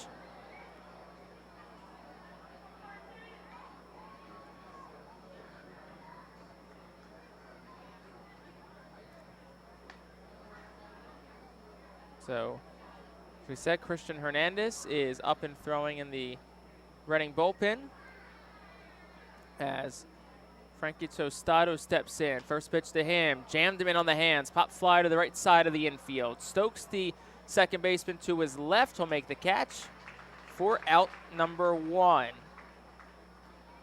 McGarry's done a good job tonight of inducing weak contact. Lots of balls in on the hands as well. Does that to Tostado. And here comes Yasel Antuna. 1 out. Top of the 4th inning. 2-0 Fightin' Phils have the lead. Take a look at Griff McGarry's pitch count so far. This next pitch will be pitch at number 50 for him. Set at the belt. Here it is. Slider slides a bit too far inside of the lefty. Antuna counts 1-0. He pitched 45 in his 45 pitches total in his 3rd start. This obviously is his 4th. So we're curious to see how many it might get to. Does he get to 55? Does he get to 60? And is there any concern if this inning drags on as far as Griff McGarry, or is it his inning to finish one way or another? Counts 1-0. 1 out to Yasel Antuna. McGarry kicks and deals. Swung on, fouled back off the netting behind home plate. Count goes to 1-1. Again, those are decisions that are not made in the dugout here in Reading. Those are decisions that are preordained, if you will, in terms of what McGarry will throw by the time his night is over with. 51 pitches now for Griff McGarry. The righty set at the belt. Here he deals. Swinging a foul ball off the netting behind home plate again. Count goes to 1-2. Donovan Casey was off and running from first base. He'll have to retreat back to the first base bag. Donovan Casey on the season. Just 1 stolen base, 1 for 1 in that category, so doesn't run much. He had a great jump. Must have had something red off of McGarry's delivery here from the stretch. So the count now 1-2, 1 out. Casey remains on first here in this top half of the 4th inning. McGarry a long pier home. Pitch clock's already down to 3. He's going to have to hurry. Here's the pitch. Breaking pitch, fouled back. And then Antuna's bat again on the follow-through, the backswing for the lefty. So the count will stay 1-2. That's something you don't see a whole lot of. You hit the ball twice. Antuna, the 23-year-old, has been in the national system since 2016 when he was signed as an international free agent. Was the number 14 ranked prospect in the 2016 international signing class. 1-2 to him. In tight for a ball. Back to the fastball. Counts 2-2. Antuna, 149 hitter, 2 home runs, 9 runs driven in. He bats with Donovan Casey standing on first base. McGarry set at the belt. The pitch. Runner goes again. Swing and a miss. Strike 3. Throw to second is on a hop and in time. Little strike him out, throw him out, double play. And that will retire the side here in the 4th. No runs on a hit. There were no errors and nobody left on base for the Senators. We go to the bottom of the 4th. 2-0 Fightin' Phils on the Our Phils Radio Network. The Louisiana Swamplands. Out here, you're either lunch or you're enjoying it. Make sure you end up on top with the all-powerful lineup of Kia SUVs, like the Telluride, Sportage, and Sorento, equipped with available all-wheel drive, higher ground clearance, and the interior capacity to bring everything you need, so you'll always remain more than a gator's length ahead. Visit your local Kia dealer today to find your next adventure in our ever-capable lineup of SUVs. Kia, movement that inspires. Call 800-333-4KIA for details. Always drive safely. When the Reading Fightin' Phils get hungry, we turn to our team feed partners. Special thanks to Chick-fil-A, Pizza Como USA, Railroad House, Why Missing Restaurant and Bakery, Jersey Mike's Subs, Mimo's Italian Restaurant and Bakery, Subway, and Clean Eats for making sure the Fightin' Phils front office is never hungry on game day. Our staff enjoys delicious meals from our team feed partners. Don't take our word for it. Find out for yourself today. The award-winning Reading Hospital Tower Health Pool Party provides an unforgettable night out with family and friends. Enjoy a baseball game while swimming in the 87-degree heated pool directly behind the right field home run wall. Plus 2.5 hours of all-you-can-eat buffet, photos, and autographs with the crazy hot dog vendor and the Fightin' Phils mascot band. Regular season tickets start at $33 per person for Bottom half of the fourth inning, Fightin' Phils looking for more. Hold a 2-0 lead over the Harrisburg Senators. 3-4-5, heart of the lineup. Slated to come to the dish for the Phils in the inning. Johan Rojas will lead things off against Michael Cuevas, the right-handed pitcher for Harrisburg, whose first pitch home is in tight for a ball, 1-0. Rojas 0 for 1 tonight with a strikeout. Hitting just .214 over his last 10 games. Here's the pitch. Breaking pitch slides in for a called strike 1-1. Overall, Rojas a .268 hitter on the season. Pair of home runs, 17 RBI. 1-1. Rojas big, swing and a miss 1-2. Yeah, the swing's getting a little big again for Johan. There was an issue early on, talking with Tyler Henson about that early on in the season, and he worked hard with him to kind of shorten that swing back up again, become back more of a line drive hitter. Johan can get that tendency like he just did on that pitch to kind of unleash it a little bit. 1-2. Down low for a ball, counts 2-2. Rojas in batting practice today was very right field focused, was driving everything the other direction, whether it be in the air, on a line. So the focus obviously is to go the other way. 2-2 is skied in the air towards left. It'll slice out a play foul, 2-2. Also, it appears that the rain has picked up again. Definitely harder than it was before. Artel is just everybody in the seats that are exposed move under cover. Here's the 2-2. Swinging a line drive foul back that fortunately hit one of the unoccupied green seats because that one was a missile off the bat. So the count remains even at 2 to Johan Rojas. Phillies number 6 overall prospect. Here's the pitch. Pitch outside. They'll appeal to first. Rojas began and stopped. First base umpire Paul Romer says no swing. So it's a full count now to Johan Rojas. Cuevas kicks and deals. Swinging a ground ball back towards the middle. To his right goes Arruda, the second baseman, throws on the run to first, and it's in time. What a play by the second baseman, JT Arruda, who fielded it behind the second base bag and threw it off his back foot to Tostado at first. Throw was on the money, and Rojas is retired. Yeah, off the bat, you're thinking Johan Rojas with his speed, he's going to beat that out. But JT Arruda has made some nice plays in this series so far. Had a couple of plays similar to that yesterday, ranging into the shortstop side of the bag to make the play. First pitch to Oliver Dunn's in tight for a ball to the lefty, 1-0. But it's one thing to throw out a player running in that position. It's another to get Johan Rojas, who, in terms of foot speed, is the fastest guy on the team. Here's the pitch, down low for a ball. Count goes to 2-0 to Dunn. Dunn, who doubled and scored in the second, came around the score on the home run from Matthew Kroon a couple of innings ago. 2-0 to Dunn. Outside for a ball, counts 3-0. Like we said, Kroon awaits on deck. He homered his last time up. 3-0 to Dunn. Swung on, fouled back, counts 3-1 as Dunn presumably had the green light on 3-0. Oliver Dunn overall, a .271 hitter. 4 home runs, 21 runs driven in. Here's the pitch, swinging a line drive, knuckled foul. Had a play on the left side, count goes full. Dunn making his first appearance of the series. Had the morning off yesterday with the lefty throwing for Harrisburg. Here's the 3-2. Swing and a miss on a fastball upstairs. Dunn's down on strikes. So 2 quick outs, 5th strikeout tonight for Cuevas, and that'll bring Matthew Kroon to the plate for the R Phils. 2 down, bottom 4. Yeah, there's not Reading a whole, up 2-0. This Reading Fightin' Phil's team right now is awfully right-handed heavy. There are only 2 left-handed sticks, Oliver Dunn and Ethan Wilson, and only 1 left-handed pitcher left on the staff as well, at 2 with David Parkinson and Keelan Kilgore, who's now reactivated after being on the development list to begin this series, with Taylor Lehman getting the call up to Lehigh Valley before the series started. 1-0 the count. Here's the pitch. Tight for, call it strike 1-1. So Kilgore, the only lefty out of the bullpen. He was reinstated from the development list before the game. 1-1 count. Here's the pitch. Kroon swings and fouls it towards the third base side 1-2. And then rotation 2 lefties, Hendrickson and David Parkinson, the Saturday-Sunday starters respectively. Hendrickson gets the ball Saturday. David Parkinson on Sunday. 1-2 to Kroon. Swinging a miss on a slider. Back-to-back strikeouts to retire the side for Michael Cuevas. No runs, no hits.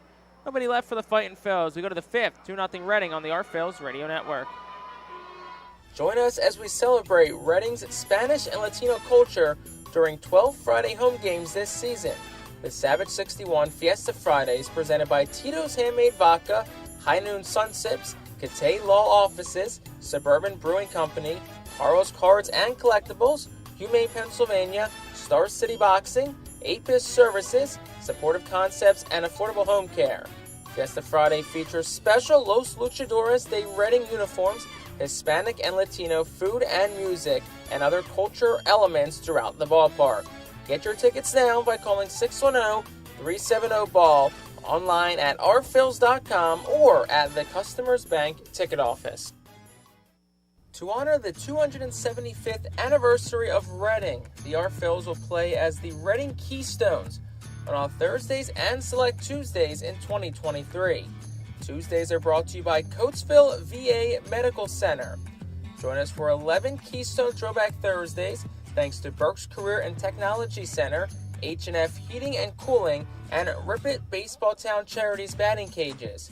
Come celebrate the 275th anniversary of Reading and enjoy some great baseball on Throwback Thursdays in 2023.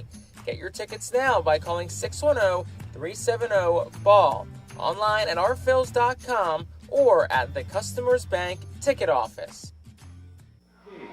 Top of the 5th inning brings us an Alvernia University Golden Wolves call to the bullpen. Step into your future with the Alvernia University Golden Wolves. And Bob, it's been a very consistent arm in the R Phils bullpen recently in Christian Hernandez. Yeah, he sure has. After a disastrous first appearance where he didn't even get out of the inning that he was in. This is his 10th appearance overall. He is 2-0, one of 5 pitchers for the Phils with 2 wins, but an ERA now of 2.84. 12 2/3 innings pitched, 16 strikeouts, and 6 walks. Also, time is called. It looks like something is loose in center field. Johan Rojas, it may have been like one of those sliding mitts or something, because Rojas picked it up and stuffed it in his back pocket. So, Hernandez in top 5, 2-0 Fightin's lead.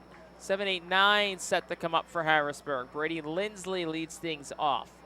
Hernandez kicks and deals. First pitch is fouled back just to the left of the press box. The count goes to 0-1. We talked about both Madison Stokes and Nick Podkul, 2 guys who began this season on the development list and have become key contributors. You can add Christian Hernandez to that list as well. 0-1 the count. Here's the pitch. Just misses inside for a ball, 1-1. Can also close the line on Griff McGarry. 4 strong innings, 3 hits, no runs. 2 walks, a trifecta of strikeouts through 56 pitches, 33 for strikes. Here's the 1-1. Swinging a line drive right to short. Leaping is Cam Cannon. Sprung out of a cannon to get that one.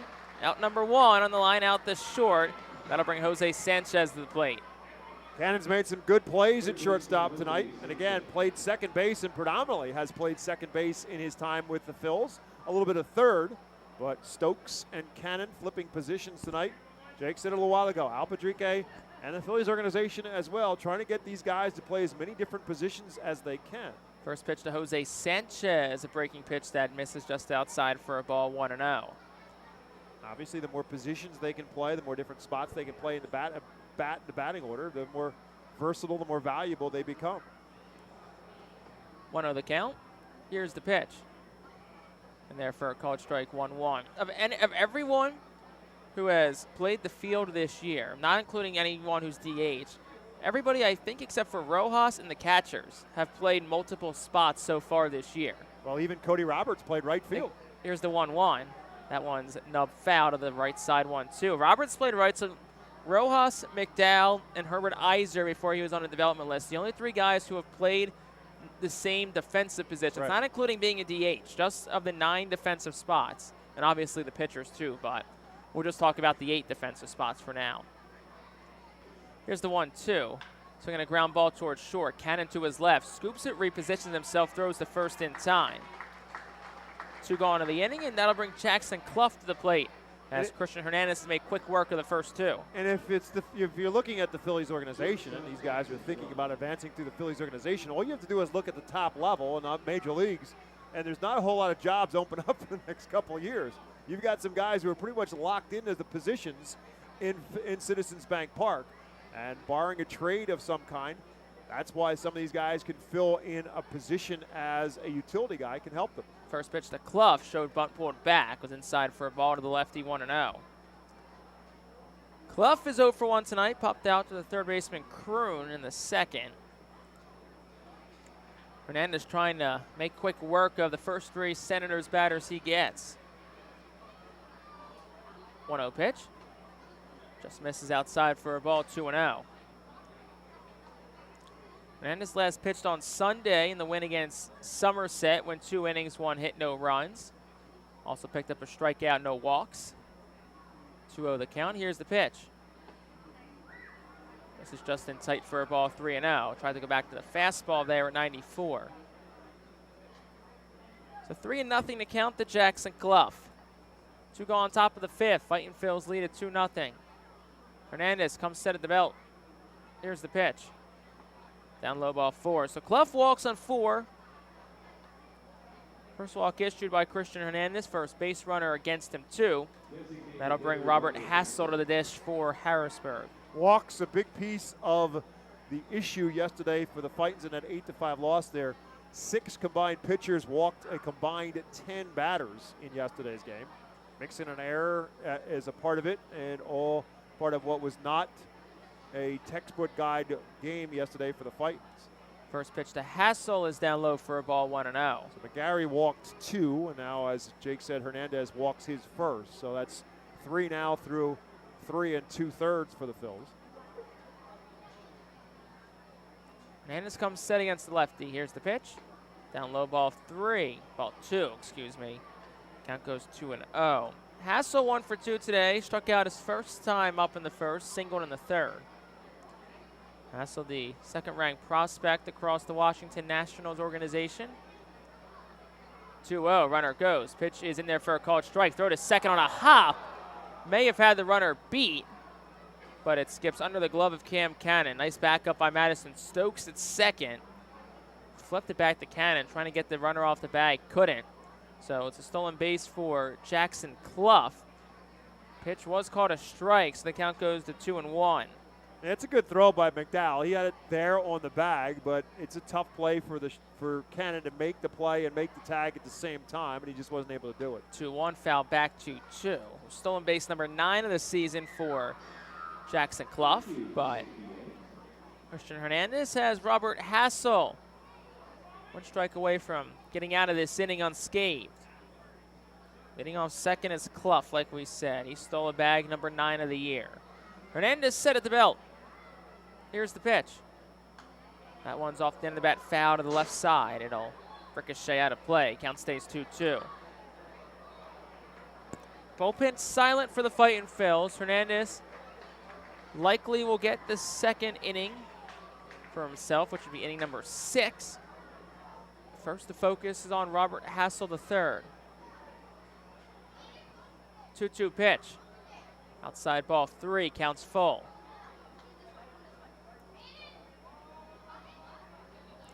Hassel's the reach. JT Arudo waits on deck. He's 0 for 2 tonight. But Hernandez focusing on Hassel here. Comes set. Here's the pitch. Breaking pitch that's fought off foul. Out of play down the left field line. Count stays full.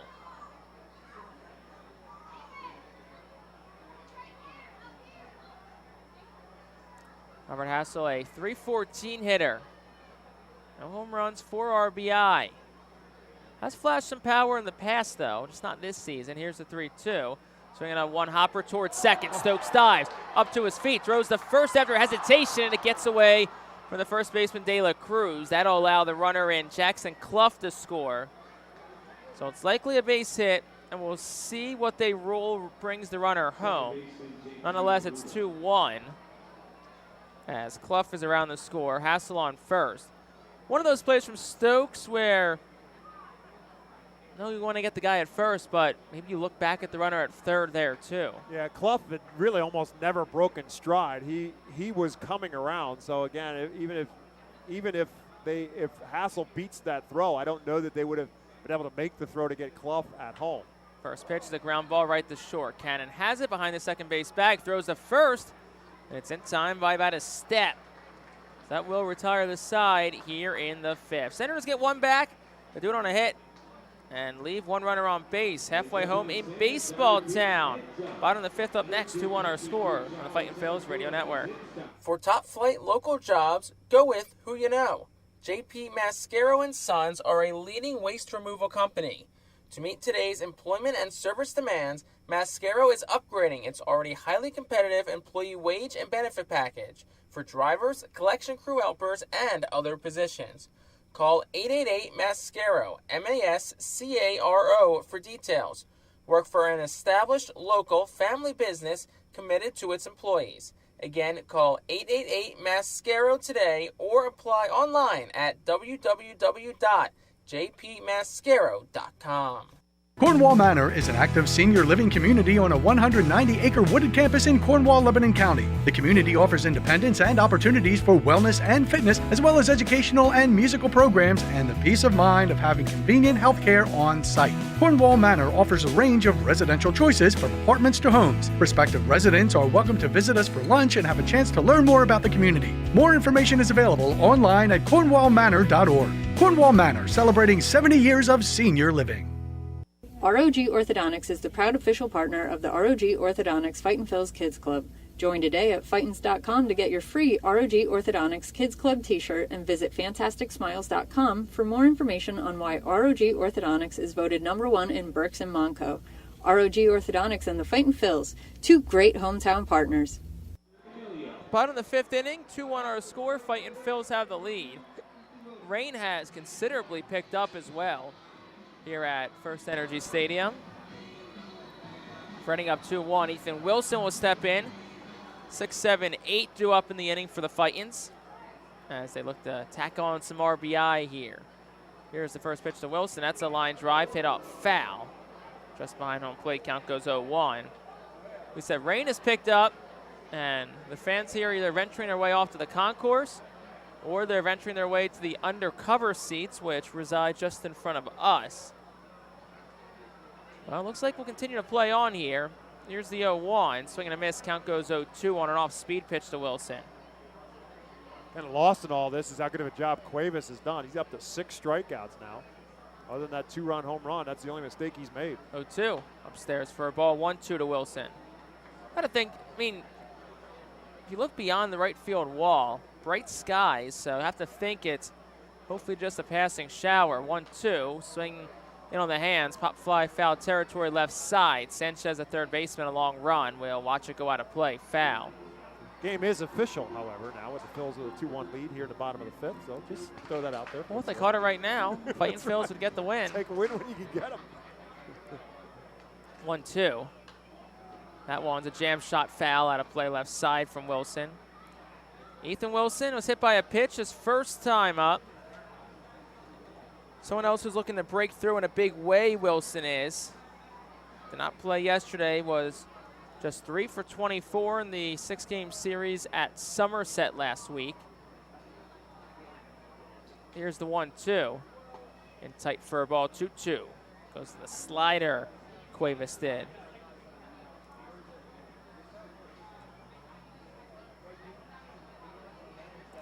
Two. Swinging a miss off the glove of the catcher, Lindsley. Wilson runs the first. Off-balance throw from Lindsley is in time. Wow, what a throw. Unbelievable throw by Brady Lindsley. Lindsley fielded it to the left of home plate. Off balance throw, then the first baseman Tostado short hops it on the foul base side of the first base bag. And whoa, what a play. Yeah, he literally slid to make the catch, and then from his knees, going the other way, sliding towards his own dugout on the first base side, had a literally pirouette and turn and throw from his knees all the way to first base and beat Ethan Wilson, who's got pretty good wheels. Here's the first pitch to Max McDowell, is in there at the knees for a called strike 0-1. So in the scorebook, that's just going to go as a strikeout. And what's going to be missed is what a really unbelievably good defensive play. 0-1. Called strike 0-2. Terrific play by the catcher Lindsley, who's a terrific defensive catcher. Just one error on the season, also just one pass ball.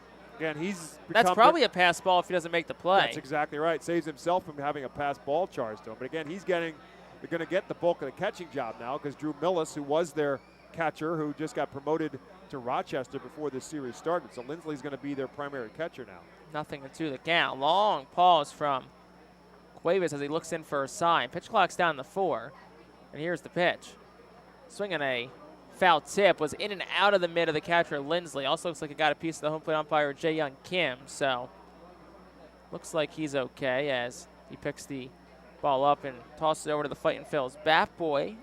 So with that strikeout of Wilson that Lindsley made that nice play on, that's 3 guys in a row that Cuevas has struck out, and now 7 total strikeouts in 4 1/3 inning. And the count's 0-2 to McDowell. He'll try and break up that streak.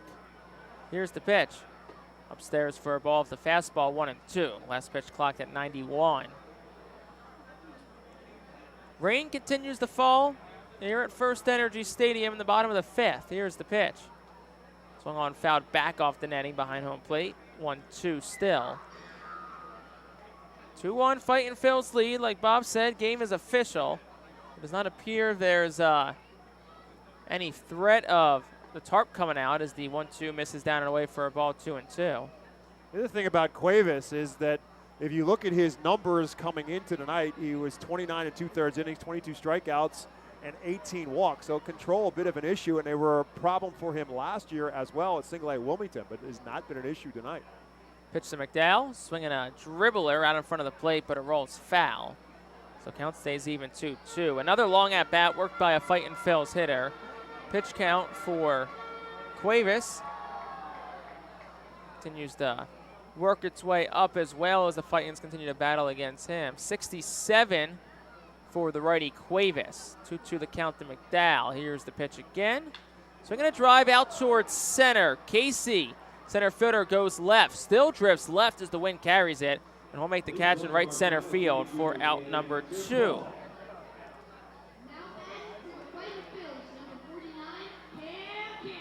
So Cam Cannon, the batter, now for Reading. He's 0 for 1 tonight with a strikeout. 2 outs here in the bottom half of the 5th inning. 2-1 our score. Fightin' Phil still lead. First pitch to Cannon. Ground ball sharply to short. Backhanded deep in the hole by Clough. He'll throw to first in time. That will retire the side in the 5th. 1-2-3, down go the Fightin' Phils. We move to the 6th. 2-1 our score. Reading leads on the Our Phils Radio Network. Cornwall Manor is an active senior living community on a 190-acre wooded campus in Cornwall, Lebanon County. The community offers independence and opportunities for wellness and fitness, as well as educational and musical programs and the peace of mind of having convenient health care on site. Cornwall Manor offers a range of residential choices from apartments to homes. Prospective residents are welcome to visit us for lunch and have a chance to learn more about the community. More information is available online at cornwallmanor.org. Cornwall Manor, celebrating 70 years of senior living. Our Phils fans can continue to expect great performances all season long on the Burke's Commercial Roofing stage. It's the home of great local talent, including the Our Phils mascot band. Burke's Commercial Roofing prides itself on being a locally owned and operated company that puts an emphasis on customer service. They provide free on-site estimates and can handle any size repair, restoration, or replacement. Visit burkscommercialroofing.com or call 610-717-3949 for more information. And don't forget to sit back, relax, and enjoy the show at the Burke's Commercial Roofing stage at America's Classic Ballpark. To enjoy a perfectly crafted 1893 from the makers of Pepsi Cola, you must first appreciate its carefully selected ingredients. A dash of cola nut extract, a hint of real sugar, a splash of sparkling water, and a generous amount of attractive spokesperson. Trust me, I'm gorgeous. Cheers to 1893 boldly blended colas, a delicious balance. Move to the top of the 6th inning. 2 on our score. Fightin' Phillies have the lead. Senators back to the dish against Christian Hernandez, who's back out for inning number 2 of work. It's 3-4-5 due up. Blake Rutherford is due up. Here's the pitch. And there for a called strike, 0-1. Also, inning brought to you by Cornwall Manor, a senior active living community located in Lebanon, Pennsylvania. 0-1 the count here to Rutherford. Here's the pitch. And there for a called strike, 0-2. Looks like a little extra pop on the mitt. 92 on that one from Christian Hernandez. He hit a couple that got up there at 95 in the previous inning.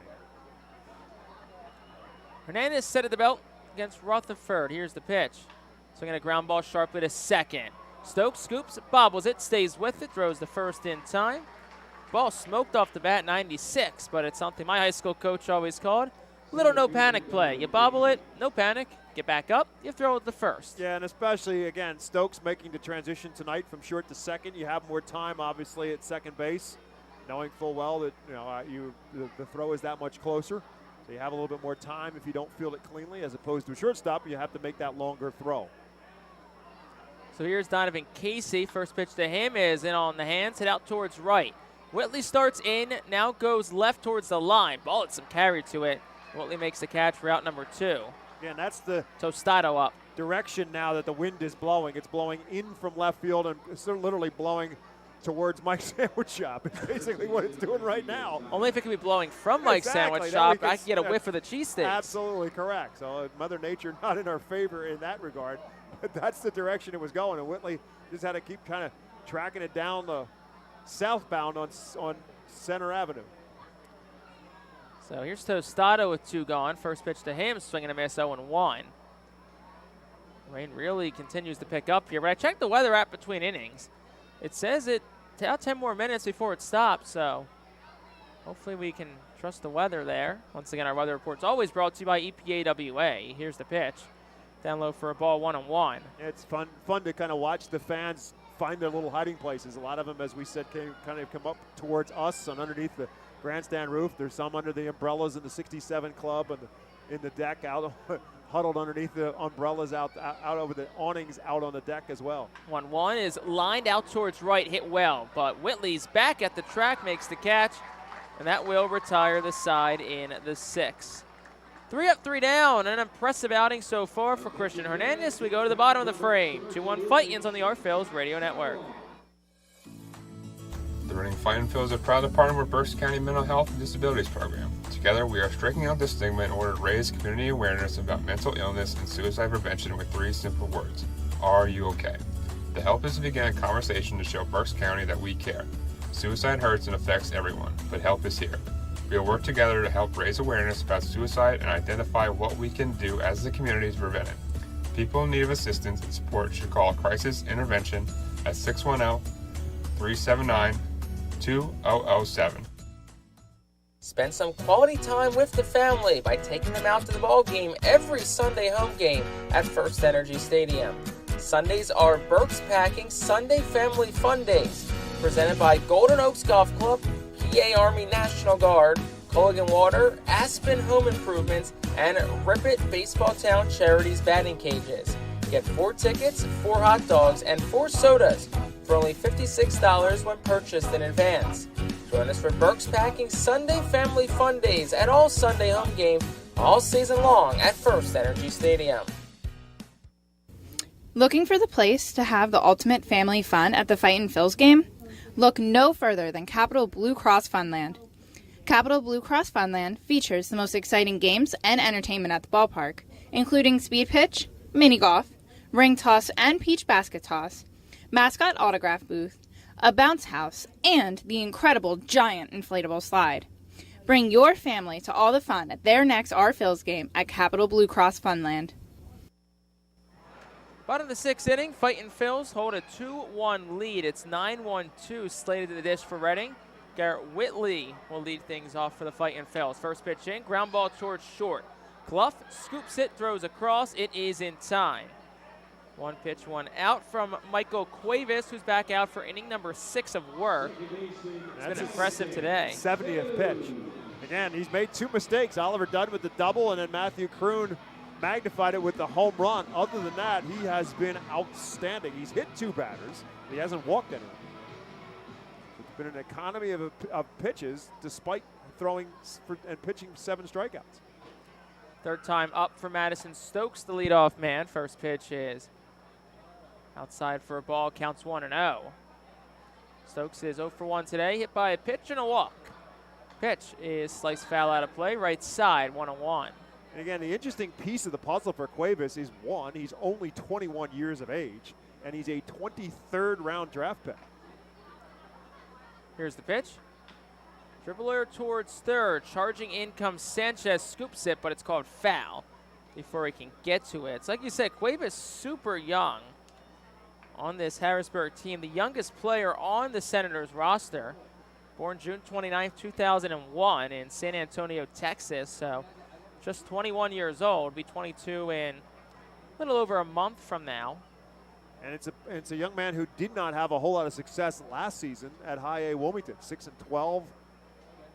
114 innings, 82 strikeouts, 55 walks. So it wasn't a tremendously successful year, but yet they advanced him here to Double-A. And you get this kind of outing from him, they'd be certainly happy. 1-2. Misses just inside for a ball to Madison Stokes. Runs the count even at 2. 1 out, bottom 6. Fightin Phils lead at 2-1. Just 2 hits tonight for Reading. Both came in the second inning. Here's the pitch, swing and a miss. Stokes down on strikes on an off-speed pitch that was down low. 8th strikeout tonight for Michael Cuevas. That way exceeds a season high. Previous was 5, did it twice. Last against Bowie a couple weeks ago. And here's what you notice, as you mentioned, this is the 3rd time through the lineup. So this is at the point where the batter should be now starting to get acclimated to what he's throwing, and he's fooling them now in his 3rd time through the lineup. First pitch to De La Cruz misses just inside for a ball, 1-0. Carlos 0 for 2 tonight, a couple of ground balls, one being a double play back in the first. 1-0 pitch. Swinging a foul ball, counts 1-1. Tyler McKay throwing in the Phils bullpen. We assume that we'll see him in the 7th. An outstanding performance tonight. Good performance by Griff McGarry and by Christian Hernandez to get the Phils through the first 6 innings.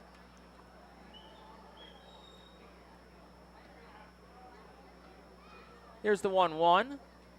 That's inside, and he gets a piece of De La Cruz. Looks like it got his back right elbow. So he'll get first base. De La Cruz will. Takes a couple of extra seconds after being hit. 5th time he's been plunked with a pitch this year. 3rd Phil to get hit by a pitch tonight. So there's one area where I guess you could say Cuevas has struggled in. It's been. He's not walk batters, Yeah. but he's hit 3 of them. But I guess, again, that's how you make it an economy of pitches. If you're going to be wild with it, just go ahead and hit him. Question is for Carlos De La Cruz. Looked like it got him. Looks like he's looking at that right elbow. Not a whole lot of meat on the bones for Carlos De La Cruz. So here's Johan Rojas from the right side. He's 0 for 2 tonight. 2 outs, bottom 6. 2-1 Fightin Phils have the lead still. First pitch. Down low, scooped, and out of the glove of the catcher, Lindsley, but it stays in front of him, so Carlos De La Cruz holds up at first, and the count moves to 1-0. Nice job by Lindsley sliding across on his knees to keep himself and his body in front of that. Make sure De La Cruz cannot move up. Here's a guy that needs to get untracked again right now for the Phils, and that's Johan Rojas. He's hot, and the whole offense can be hot. Here's the 1-0. Rojas line drive up the middle. There it is, base hit. Splits towards the gap. Rojas goes towards second. The throw goes to the cutoff man, and it is a double for Johan Rojas. So talk about breaking through. Rojas does it there with a ground ball off the bat, 109, and it went to the gap. Didn't roll to the wall, but Rojas and De La Cruz both get 2 bases, and it's a double, like we said, for Johan Rojas. That is double number 7 of the season for him. Here's Oliver Dunn. Yeah, it was a hot shot through the infield, but then it gets out in the outfield grass, and it rolled and slowly rolled, and it was a long run for both the left fielder Antuna and the center fielder Casey. And Carlos De La Cruz, with those long legs, has pretty good wheels, and Rojas obviously has outstanding wheels, and so they're both able to move up. Rojas will take it for the double. That's his 7th double. And now the Phils need to try to cash one in here, but a conversation on the mound first as the pitching coach, Joel Hanrahan, will come out and talk to his young right-hander, Michael Cuevas. Jae-Young Kim joins in on the mound conference. We get some activity now in the Senators' bullpen as the pitching coach comes out to talk. His bullpen begins to throw. So a long conversation that I think it's safe to say certainly exceeded the 30-second quote-unquote loose maximum that you have for those mound visits. So Oliver Dunn steps in, 2 outs, bottom 6. Fightin' Phils lead it 2-1. Rojas on second, De La Cruz on third. Left-hander Evan Lee is the Senator who is throwing into Phil's bullpen. And as we said, Tyler McKay throwing in Redding's bullpen. So Oliver Dunn settles in from the left side. First pitch is in on the hands, fought off foul, 0-1. So, not saying this is what they should do, but the third baseman, Jose Sanchez, is playing pretty much shortstop. Yep. If Oliver Dunn can just poke a ball down the third base line in that no man's land area, it's an RBI single easily. Could be a double if he bunted it. I mean, that's how far away he is. 0-1. Down low for a ball, 1-1. I guess I was alluding to bunt, but bunt swing, infield hit, either works. Just something you don't see a ton. Would certainly take a lot to do right now. Here's the 1-1. Down low ball 2-1. So now Dunn's ahead in the count. This may be the last hitter that Cuevas faces tonight, regardless of outcome. You have a right-handed hitter in Kroon in the on-deck circle. Obviously, a left-handed batter now, and a left-hander in Wilson in the hole. Here's the pitch. That one's lined towards right, but it'll slice out of play foul. Hit that one well. 326, 97 off the bat. But it goes out of play, so the count's 2-2 now. This is also one of those spots that Reading needs to start to capitalize on. They have had a tendency at times to have an inning, a good inning like they did yesterday, and then not add on to it. This is a prime spot here. Try to make some 2-out damage go to work. Runners lead off second and third, the 2-2. Outside counts full. Both runners big leads too. No one holding either on. Runners will not be off as there is no force in play, even though the count's full. Cuevas comes set at the belt. 3-2 to Dunn. Swinging a drive again, but it's out of play foul. Dunn's hunting right now, anything middle in. Right. If he gets something middle in, you know he's going to try and turn on it. Yeah, but at the same time, you have to be patient because Cuevas doesn't want to give him anything fat to hit. And so if you're Oliver Dunn, you can't be over anxious at the plate. You have a good hitter in Kroon on deck too. 3-2 again. Outside ball 4, that'll load him up. So we'll see if Delino DeShields makes a trip to the mound. Does not look like as of right now. As I said, because it's a left-hander, I was thinking that they were trying to get him up for Wilson, but I was surprised they didn't bring him in for Dunn either. I don't think they had him up in time. I think that was the problem. Bases loaded, 2 outs for Matthew Kroon, bottom 6. First pitch. In there for a called strike on an off-speed pitch, 0-1. Fightin' Phils lead it 2-1. They would love some insurance runs right here.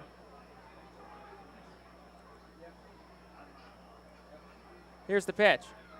Outside ball 1, 1-1. It's been a heavy dose of off speed since we flipped around the lineup card the third time from Michael Cuevas. Kroon already a home run today. It was a 2-run shot in the second. It's accounted for all the Fightin's offense today. 1-1. Upstairs for a ball, 2-1. Once again, an off-speed pitch. Yeah, and again, same thing with we mentioned with Oliver Dunn. This is a spot where Matthew Kroon has to be patient. Sit on a pitch that you like. Don't go chasing. Hitters count 2-1, bases juiced. Here's the pitch. That one swung on, flared right side. Chasing's Tostado from first, but it's out of play foul. Over the seats down the right field line. So the count's 2-2. So you wonder, has Cuevas just kind of lost the feel a little bit for the fastball? Why he's gone so much off speed? Or does he feel like he's lost a little bit of the velocity on that fastball, that he's gone so much to just breaking balls here in this inning? 2-2, 2 outs. Cuevas to Kroon. Long pause. Here's the pitch. That one's another flare shot, but it slices out of play, foul on the right side. That pitch number 92 from Cuevas. Oliver Dunn on first, he walked. Rojas on second, doubled. De La Cruz on third, started this 2-out rally when he was hit by a pitch. 2-2 count to Matthew Kroon. Cuevas set, kicks and deals. Swinging a drive out towards left center. Going back is Antuna at the track, at the wall, and he will make the catch. Matthew Kroon gave it everything. 346 feet. Needed to be 347. And that's how the side retires here in the 6th. No runs on a hit, no errors. They leave them loaded. 2/3 of the way home, we go to the 7th. 2-1 Fightin on the Our Phillies Radio Network. Are you looking for a reliable food distributor to meet all your culinary needs? Look no further than our trusted team at Feaser's Food Distributors. For over 120 years, our products have been sourced from the best farms and suppliers, ensuring that you get the best ingredients for your restaurant or organization. From fresh produce to premium meats, Feaser's supplies everything but the appetite. Visit Feasers.com today to experience the difference in working with a top-tier, family-owned food distributor. Feaser's, your partner for success in the kitchen. Looking for a fast and hassle-free way to get your snacks and non-perishable groceries?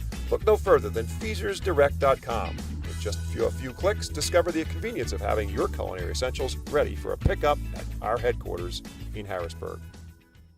Empowering communities one relationship at a time is our commitment at Tompkins. Our customers have thrived thanks to our focus on local lending and their commitment to the customers they serve. They do a great job. Everything for us, from our banking, our insurance, to our wealth management. Tompkins has always been there for us. We see a long relationship with Tompkins. They're good people.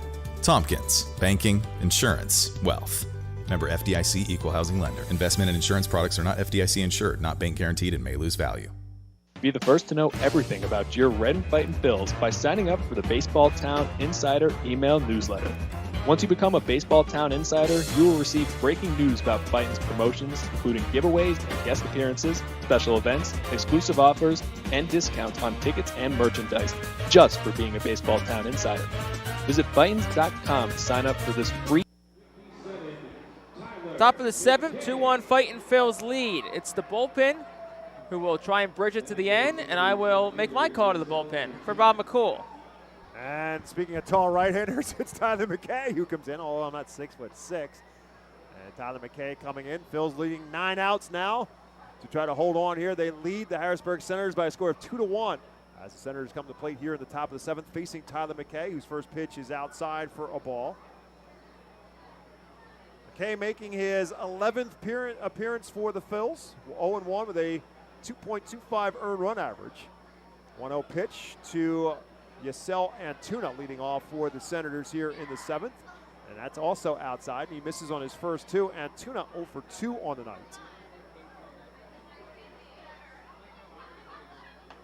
And the fastball at 94 is there for a called strike.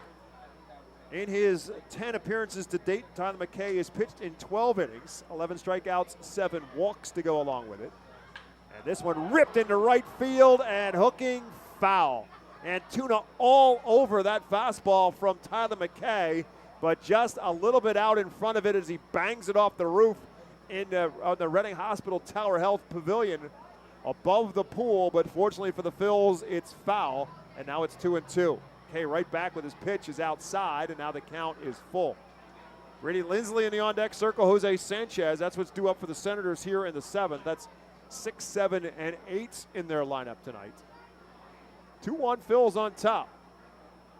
This one an off-speed pitch and a beauty swing and a miss. Strike 3 as Antuna way out in front of that off-speed pitch by McKay, and he gets the strikeout. So after the loud foul ball, Antuna becomes a strikeout victim. And with 1 out, that will bring up Brady Lindsley. Lindsley 0 for 1 on the night. Walked back in the 2nd inning and hit a line drive right at shortstop Cam Cannon his last time up. Left-handed hitter and one of 6 players batting from the left side in Harrisburg Senators manager Delano DeShields' lineup tonight. And Tuna, the previous batter, a switch hitter. And a big swing, no contact here for Lindsley. And now 1 ball and 1 strike. Tyler McKay on the mound for the Phils, 3rd pitcher of the night. 1-1 pitch from him, fouled at the plate. Now he's ahead 1-2. Griff McGarry got the start, went 4 innings. Total of 56 pitches in his 4th rehab start. Gave up just 3 hits, did not give up a run, 2 walks, and 3 strikeouts. And Christian Hernandez went 2 for the Phils. Gave up a hit, a run, a walk, and no strikeouts. And so that's where we stand at 2-1 with the Fightins on top, thanks to a Matthew Kroon 2-run home run back in the 2nd inning. Brady Lindsley, 1-2 pitch, tries to catch the outside corner. Max McDowell, the catcher, with a long hold there, trying to say, I thought it was a strike, but home plate umpire Jae-Young Kim says outside, ball 2. It's 2-2.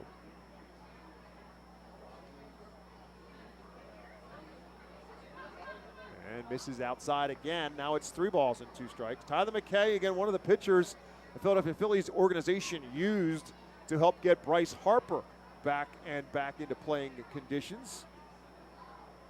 It's 3-2 pitch is outside again, ball 4. So Lindsley walks for the 2nd time in the game. And the 4th walk surrendered now for the Phils pitching. They got Tyler McKay and the guy who the Phils brought up yesterday from Jersey Shore to get the start in yesterday morning's game, Victor Vargas, were with the Philadelphia Phillies, whether it was in Citizens Bank Park or for a number of days and almost more than 2 weeks. They were on the road as well with Bryce Harper, throwing him batting practice on a regular basis. Rather than having Harper go out on a rehab assignment, they essentially brought a couple minor league pitchers to him and let him hit in pregame batting practice against Victor Vargas and Tyler McKay. Okay, now working against Jose Sanchez, who's 0 for 2 on the night, and it's now 1 ball, 1 strike count to Sanchez. Sanchez had a good night last night, but hitless so far tonight. Lindsley takes his lead off of first. Pitch is driven into left field. Ethan Wilson will charge in on it, and the wind continues to blow it in, and Ethan Wilson continues to run and eventually catches up to it in shallow left field for out number 2. That wind blowing in from left field may have taken but did take a grand slam away from Matthew Kroon in the last inning and turned what should have been a routine pop-up to Ethan Wilson into a long run for Ethan Wilson, but it is an out for number 2 in the inning. Going to bring up the 9-hole hitter, Jackson Clough. 2 down now here in the 7th. And the first pitch to Clough is a ball. Clough 0 for 1 on the day, walked and scored the run for the Senators back in the 5th inning on an RBI single from Robert Hassel. This one again beats it foul at the plate. And now it's 1 ball and 1 strike. Top of the order and Robert Hassel in the on-deck circle for the Senators.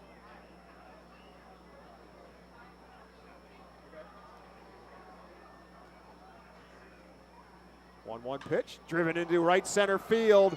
Garrett Whitley will look up and say goodbye. Jackson Clough with a 2-run home run, and that quickly the Senators have reversed the ball game. They now lead it 3-2. Well, nothing the wind would have done about that one. 403 feet, 105 off the bat. That ball is crushed regardless of the wind. Just a pitch middle in to the lefty Clough, and he turns on it and gets the barrel in great extension. And it's one of those things, now you look back to that almost grand slam from Kroon, would have been a huge difference, but and what can you do? You put a good swing on a ball, the wind just knocks it down. Clough hits his 3rd home run of the season. RBIs number 7 and 8. Now Hassel shows bunt, and I believe fouled it. Got a piece of it, foul tip. That has been the issue for this Fightins team.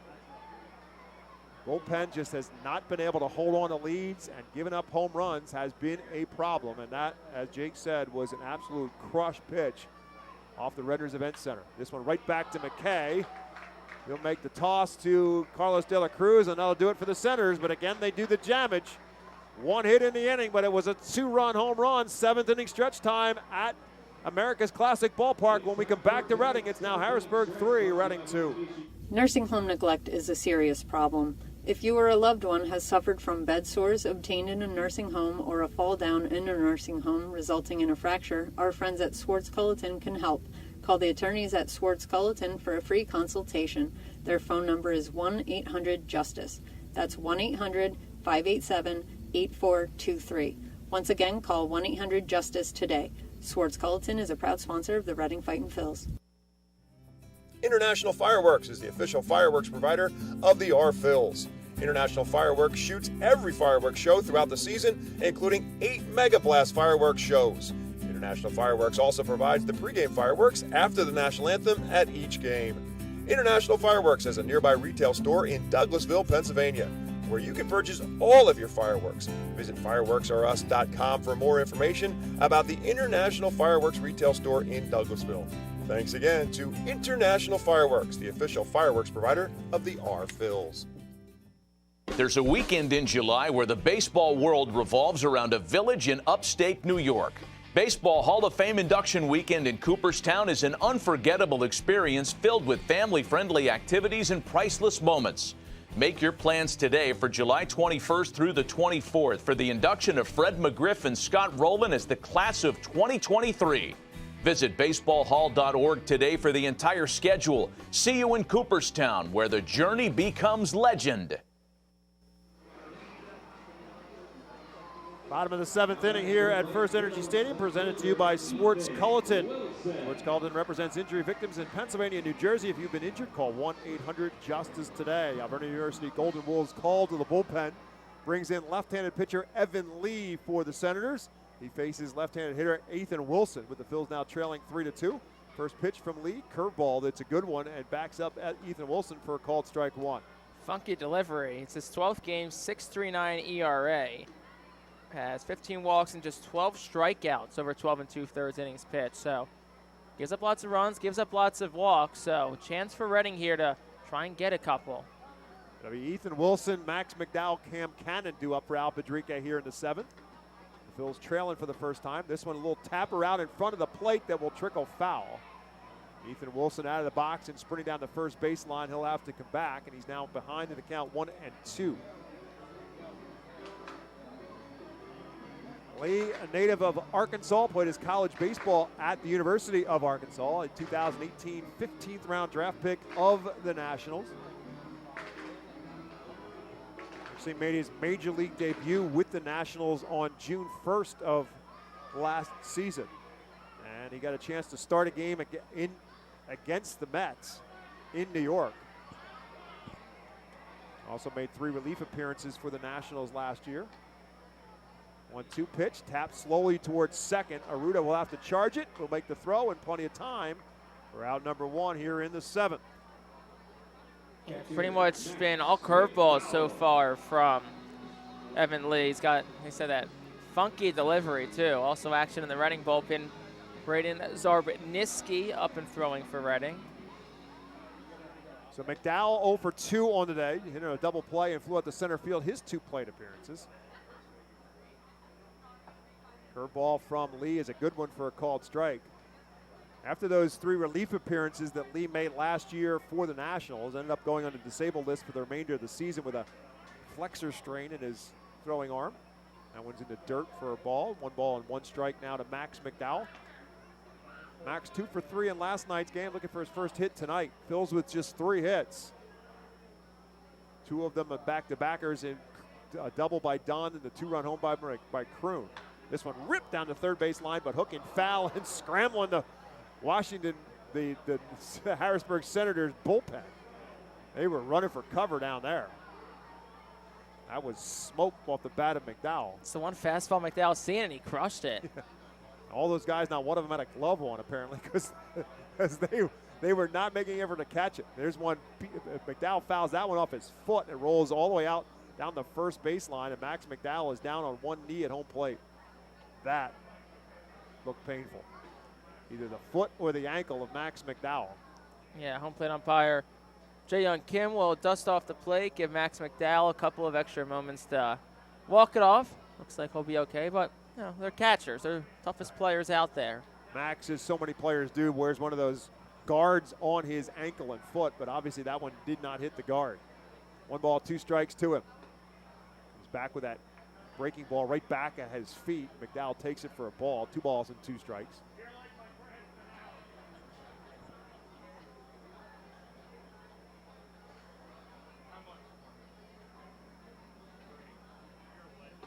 And that one's outside. Now it's 3-2. So the veteran catcher, Max McDowell, looking to get himself on base. Phil's down a run here in the bottom of the 7th. Here comes the 3-2 pitch from Lee. Swing and a miss, strike 3 as McDowell cannot catch up with a breaking ball and brings him to his knees again. Yeah, Lee used that breaking pitch pretty much predominantly.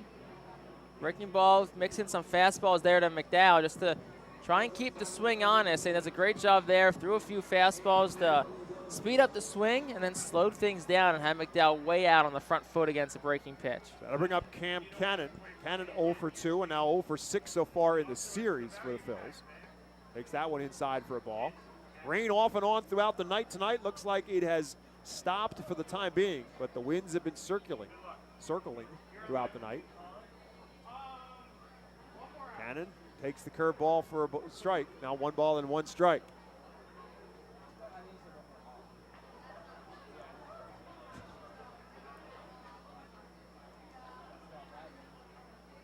This one ripped into left field and falling fast and foul. Off the bat, looked like it could be trouble, but it just kept hooking and ended up landing foul. Would have been a long run for Antuna and extra bases for Cam Cannon, but all for naught, and Cannon now in a 1 ball and 2 strike count. Outfield plays Cam Cannon pretty shallow. And this one again hit hard and making Al Padrique dance out of the way. Little Ole move, the bullfighter that Al Padrique is. Gets very out of the way. nimble on his feet. Absolutely right. So Cannon stays alive at 1-2.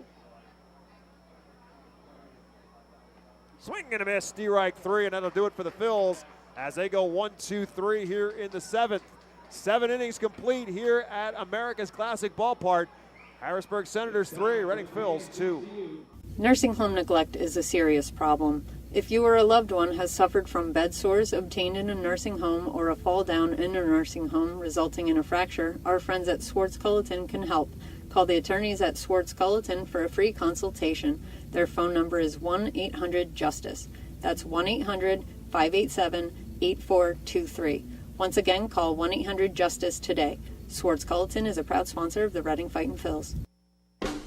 Celebrate the history of our national pastime at the National Baseball Hall of Fame and Museum in Cooperstown. See priceless treasures that'll bring your baseball memories to life. Connect with events that have shaped and changed the game and our country. Our stories to tell, your memories to share. Plan your visit today at baseballhall.org.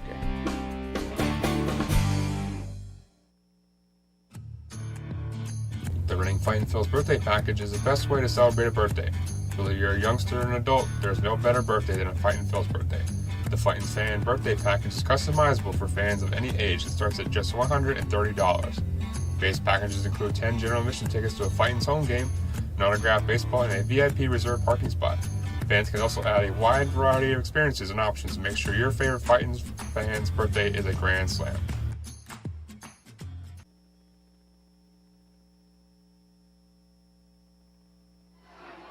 New pitcher on the mound for the Fightin' Phils. Braden Zarbniski now will take over. The Phils now trying to keep the Senators where they are. And a 3-2 difference on the scoreboard. And Harrisburg coming to the plate here in the 8th. Braden Zarbniski, 14th appearance of the year. He's 1-1 with a 2.41 ERA. 18 2/3 innings pitched. 20 strikeouts to just 8 walks. Been impressive, the Marietta, Georgia native. So 2, 3, and 4 due up for the Senators here in the 8th. JT Arruda is the 2, and he lines one off the glove of a diving Carlos De La Cruz and into right field for a base hit. 6th hit of the night for the Senators as JT Arruda is on base for the first time, and he leads off the 8th with a single. That one definitely hit hard off the glove of De La Cruz. Not much you can do there. Tough play. We'll see if the Fightin' Phils can work around that single. Really want to keep this a one-run deficit here. Have the top of the lineup soon to come up in the next inning, so want to give them a chance to battle back. So they'll bring up Blake Rutherford. Rutherford 1 for 3 on the night, having a good series, 4 for 7 now in the series in total. First pitch to him, and he checks his swing, and it's over for a called strike 1. Tyler McKay went 1 inning, gave up the big hit, which was the 2-run home run by Jackson Clough. That's the difference on the scoreboard right now at 3-2 in favor of the Senators. There's a pickoff attempt, and Arruda, who is a leader in the stolen base category for the Senators. He has stolen 12 bases in 14 attempts, and Zarbniski makes the attempt to get him to dive back in. 0-1 pitch coming to Rutherford is way outside for a ball. 1 ball and 1 strike.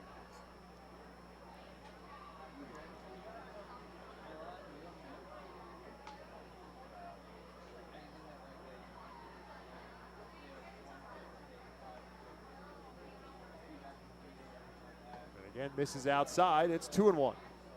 It's going to close the line on McKay. An inning, a hit, 2 runs, both earn, a walk, and a strikeout. McKay threw 20 pitches, 11 for strikes.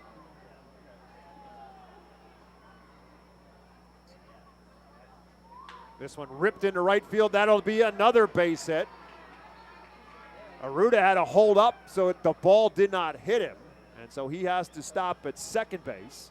But Zarbniski is greeted with back-to-back line drives into right field and a couple of hits. 2 men on, nobody out here in the 8th. Well, here's a spot where Zarbniski wants to kind of buckle down here. Tough spot here. First and second, nobody away with the 4 still in action. 1 ground ball. Totally can change the trajectory of this inning. Activity now in the Senators bullpen. Orlando Ribalta is up and throwing as Donovan Casey now bats, and he lifts one down the right field line that will sail over the right field grandstands and out of play. Casey 1 for 2 tonight, walked, singled, and flew out the right field in his 3 plate appearances. 2 on, nobody out, top of the 8th. Zarbniski takes a couple looks back to second, comes to the plate, and an off-speed pitch, and Casey's way out in front of it, and now Zarbniski out in front of Casey, no balls and 2 strikes. Really nice off-speed pitch, too. Bottom fell out of it nicely. Got Casey to swing over. A strikeout would be huge here. JT Arruda, the runner at second. Blake Rutherford, the runner at first. And tries to get into chase. Casey lays off. It's 1-2.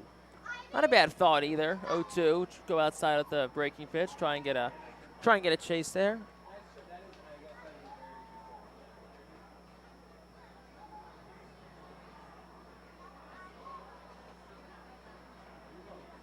Here's his 1-2 pitch. Up high, it's 2-2. So Casey, with his 1 for 2 tonight, now hitting at 180. Hitting at 180 and with 4 RBIs, but yet he's batting in the cleanup spot for the 2nd straight night for the Senators in this series.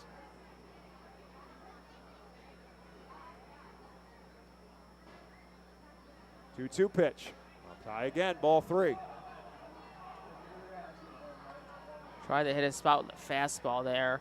Looked like it was a bit up and out. So after 2 straight strikes, we've gone 3 straight balls, counts full. Don't want to load the bases here.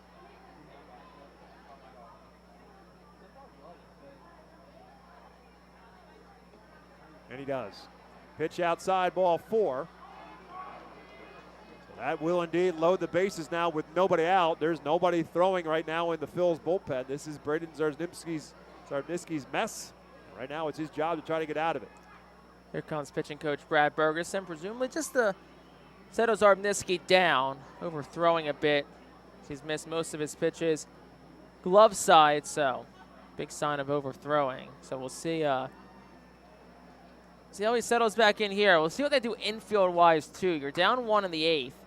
Do they bring all 4 up? Do they play the corners up, the middle back to turn 2? Curious to kind of see what they do here.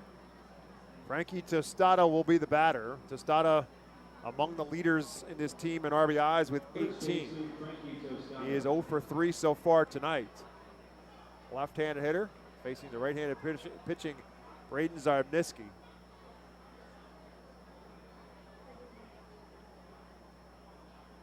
Zarbniski, the West Virginia University product, trying to get himself out of a jam. Well, Jake's question is answered. The infield is up, and Tostado lifts one foul on the right field line. Carlos De La Cruz will give it a chase, and they'll run out of room as it lands over the grandstand. Yeah, the wind grabbed that one and completely carried it out of play. Bases full, nobody out, a one-run ball game. Phil's trying to keep it that way. Down 3-2, infield up. Way inside, it's 1-1. I don't know if you've noticed, Oscar Salazar, the third base coach for Harrisburg, has been halfway down the line, close to the foul line. He's all over the place from that third base coach's box. Now he's going to be deeper in the grass. This one ripped into right field, and forget about it. A grand slam gone off the bat from Frankie Tostado, and the Harrisburg Senators have broken it open 7-2. Fastball right down the middle of the plate, and Tostado did not miss on it. 405 off the bat, absolutely crushed. Well, our Phils came inches away from getting themselves. That time, Tostado does it for Harrisburg. It's a grand slam and breaks this game wide open. 7-2, Harrisburg now on top. As Tostado, with his 5th home run of the year, now he takes over the lead for the Senators in RBIs now with 22 to bring up Yasel Antuna. Bullpen woes for the Reading Fightin' Phils in 2023 continue to mount. And it's been the long ball more often than not that has done this team in. 2-run home run earlier off of Tyler McKay by Jackson Clough. And now the grand slam, Frankie Tostado off to Braden Zarbniski, changing a 2-1 game to a 7-2 deficit now for the Phils in the top half of the 8th inning. Antuna 0 for 3 on the night. This one fouled out of play. And now it's 1 ball and 2 strikes to Antuna. Hitting at just 150 coming into today's game.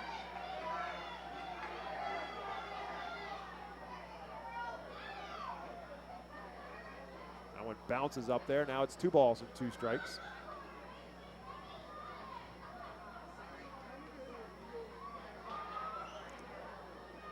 Talk with Al Padrique in our pregame show tonight. The optimism remains there that this team is going to eventually turn it around.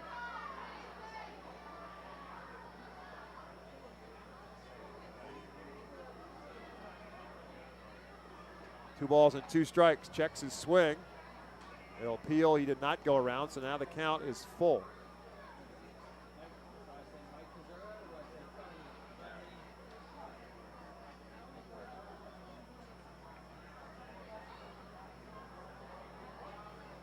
And there's the off-speed pitch, swing and a miss, strike 3, and Zarbniski finally records his first out of this 8th inning. 1 down now, that'll bring up Brady Lindsley. Open remains empty for the Fightin' Phils. Zarbniski is up to 20 pitches after that strikeout, so like we said, still probably his inning to get out of unless another jam ensues. Lindsley 0 for 1 on the night. He's walked a couple of times. He scored the run ahead of the 2-run home run by Jackson Clough.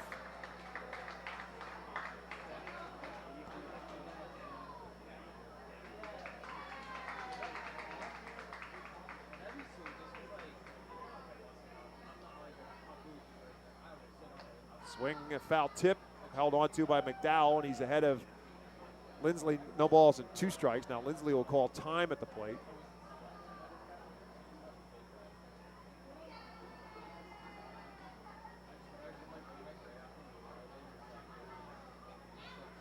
Zarbniski in his last 3 outings did not give up a run, but different fate tonight. And he gets a strikeout here, as Lindsley is a strikeout victim. So now he's got back-to-back strikeouts and 2 outs. Again, the damage has been done here in this 8th inning as Jose Sanchez now will bat. And that's really been the perplexing piece of this puzzle in the Phil's bullpen. Calls are made to the bullpen, and one night they perform well. The next night, not so much. As Sanchez tries to check his swing, they say he went around. Sanchez 0 for 3 on the night. As Zarniski gets ahead of him, no balls and a strike. This one tapped the right side. Madison Stokes up with it from second base spot, throws over, and that'll do it for the Senators. But they break it open with a 4 spot in this inning. They do it on 3 hits. The big one, the grand slam from Frankie Tostado. We head to the bottom of the 8th inning. It's now 7-2, Senators on top. Baseball fans, introducing Bally Live, the only app where minor league baseball fans can score major rewards. When you stream your favorite teams live, you'll score rewards. When you chat with friends during a watch party, you'll score rewards. And when you test your skills at trivia, you'll score rewards. Being a fan of minor leagues has never been so rewarding. So what are you waiting for? Download Bally Live for free from the app or Play Store and start scoring rewards today. Berk's Immunization Coalition works to provide leadership and education in promoting age-appropriate immunization across the lifespan for all residents of Berks County. This is a coalition comprised of local physicians, nurse practitioners, school nurses, immunization coordinators, immunization advocates, and pharmaceutical representatives working to encourage continuity of immunization through medical resources. They focus on educating both the community and the providers. For more information, please visit www.immunizeba.org and click Local Coalitions. Baseball Town Charities is a nonprofit 501c3 charitable organization founded to keep baseball alive in Reading. Youngsters can benefit from the many life lessons the game can offer. Baseball Town Charities currently supports kids and adults with mental and physical disabilities through the Baseball Dream League. Baseball Town Charities also supports inner-city baseball development through the Rip It for Life program, which provides growth both on and off the baseball field. For more information, please visit baseballtown.org. New pitcher for the Harrisburg Senators, right-hander Orlando Rebolto will take over here in the 8th inning. As Reading Fightin' Phils will send up Garrett Whitley, Madison Stokes, and Carlos De La Cruz. Reading's got some work to do. They trail 7-2.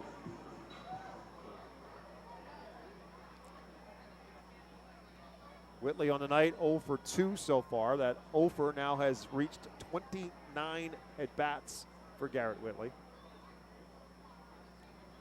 Rebolta, 25-year-old, 12th round selection in 2019. Split last year between Fredericksburg and Wilmington. 6'7", 245-pound right-hander, 25 years of age. Swing, and Whitley comes up empty, and he's quickly behind, no balls and 2 strikes in the off-speed pitch. 14th appearance, he's 2-1 with a 2.87 ERA, 8 walks, 12 strikeouts, and 15 2/3 innings pitched. 0-2 pitch. Up high, ball 1 ball and 2 strikes. Keelan Kilgore up and throwing in the Fightin's bullpen. Didn't even need the binoculars for it because I saw a lefty, and I knew there was only one lefty in the Reading bullpen. No number required. This one fouled out of play down the right field side. Rebolta was actually born in Cuba, but came to the United States and played his college baseball at Miami-Dade Community College, and then drafted by the Nationals in the 12th round in 2019. 1-2 pitch, ripped into left field, but hooking foul again. Garrett Whitley hits it hard, but again hooked foul. And onto the left field grandstand. It remains 1 ball and 2 strikes to Whitley. Madison Stokes, Carlos De La Cruz, that's the 3 due up for the Phils here in the 8th. Need to get something back here. Don't have to get it all back, but would love to at least get a couple and feel some momentum going to the 9th. This one fouled out of play. Whitley staying alive.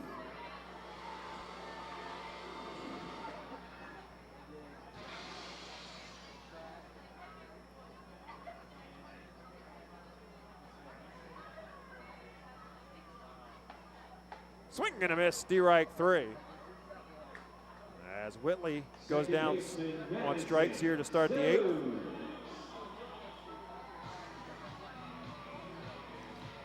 Also closed the line out on Evan Lee, went an inning. No hits, no runs, walked no batter, struck out 2, and he threw 16 pitches, 11 for strikes. This will be Madison Stokes who will bat. Whitley, the 10th Reading Phil who has struck out tonight. Madison Stokes has struck out twice in 3 plate appearances, was hit by a pitch, his first at bat. First pitch from Rebalta is a strike. Right back with the 0-1 pitch. This one driven into right field.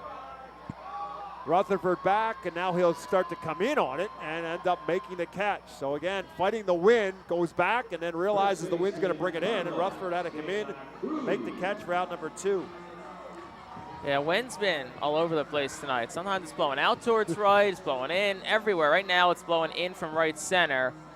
So it's been everywhere tonight, and these outfielders on anything hit high in the air have certainly had themselves in for an adventure.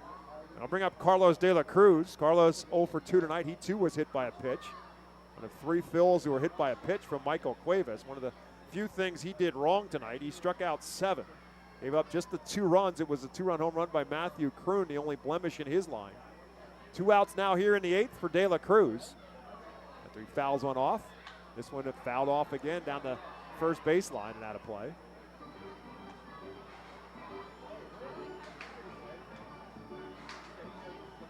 "6'7" right-hander facing a 6'8" batter. 0-2 pitch.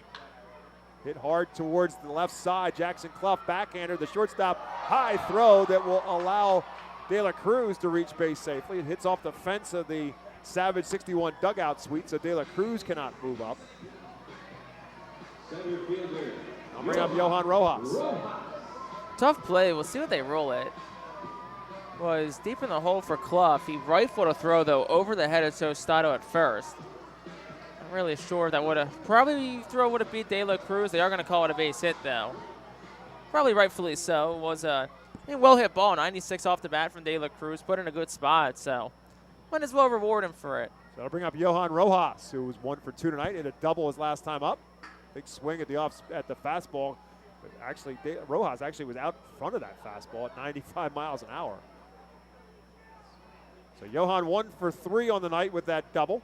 His 7th double of the season.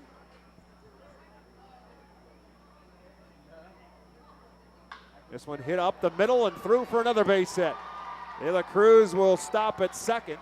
And again, the Phils with some 2-out damage with De La Cruz and Rojas, just like they did the last time up. Now looking to cash in as Oliver Dunn will step to the plate. And if there's anything you can take away from tonight, whether the Phils win or lose, is that Johan Rojas has 2 hits.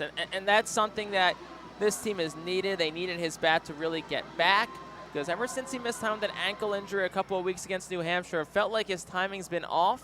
But it seems like tonight it's really back on. And if he can heat up, we said, when he's going, this whole team's going. Dunn, double, and a walk around a strikeout so far in this one. The left-hander comes up empty on the first pitch from Rebalta. Rebalta starts in with the off-speed pitch, and Oliver Dunn way out in front of it. So Oliver 1 for 2 on the night with a run scored. 2 on, 2 out. Outside, ball 1.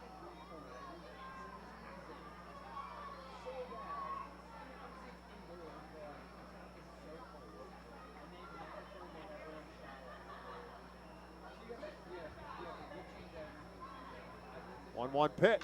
Lined into left field, and it's falling fast and down for a base hit. It's going to roll all the way back to the wall. De La Cruz will score. Johan Rojas being sent home. The relay is not in time. Oliver Dunn with a 2-run double. And the Phils do cut into the deficit. It's now a 7-4 game. Slowly but surely scratching away. Excellent piece of hitting there from Oliver Dunn. The Sheets RBI guy also delivers. You'd like to see, but hey, takes a fastball outside the other direction, hard off the bat, 102, and it rifled down the left field line. Antuna tried to cut it off, but then it went right by him. And we'll get a visit here from the pitching coach, Joel Hanrahan. But yeah, got to feel good. Now you got Kroon, who just missed the grand slam last at bat. See what he can do. There is no one throwing right now in the Senators' bullpen, so this is nothing more than a conversation with Rebalta. As Oliver Dunn with RBI number 22 and 23. He'll take over the team lead in that category now. Passing and moving back ahead of Carlos De La Cruz, who gets another run scored. Carlos leads the team in runs scored. He also leads the team in hits. And with the 2-run double, the 8th double of the year for Oliver Dunn, actually the 9th because he's got 2 of them tonight. As Jake said, here comes Matthew Kroon, who has a 2-run home run and oh so close to a grand slam. In his 3 plate appearances, also struck out. So he's officially 1 for 3 on the night, with Dunn taking his lead off a second. First pitch there for a called strike 1 with a 94-mile-an-hour fastball. So now the Senators do get some activity in the bullpen. Joel Peguero, who actually threw yesterday, up and throwing. He got the save in yesterday's game. This one lifted into right field. The wind, it's going to be a challenge, and it will sail it out of play. Off the bat, it looked like it might be a play along the line and a tough one. Went for a journey. And it ended up getting blown easily foul. So it went from being an interesting play to no play at all. Temperature has dropped considerably. The game time temperature was 74 degrees. It's now down to the mid-60s. Cold up here. It has gotten cold up here. I thought for a second you had the air conditioning on, but you don't. You just have the windows open and it's chilly. And on second, 2 down. Ball in the dirt. That's going to allow Oliver Dunn to scamper to third.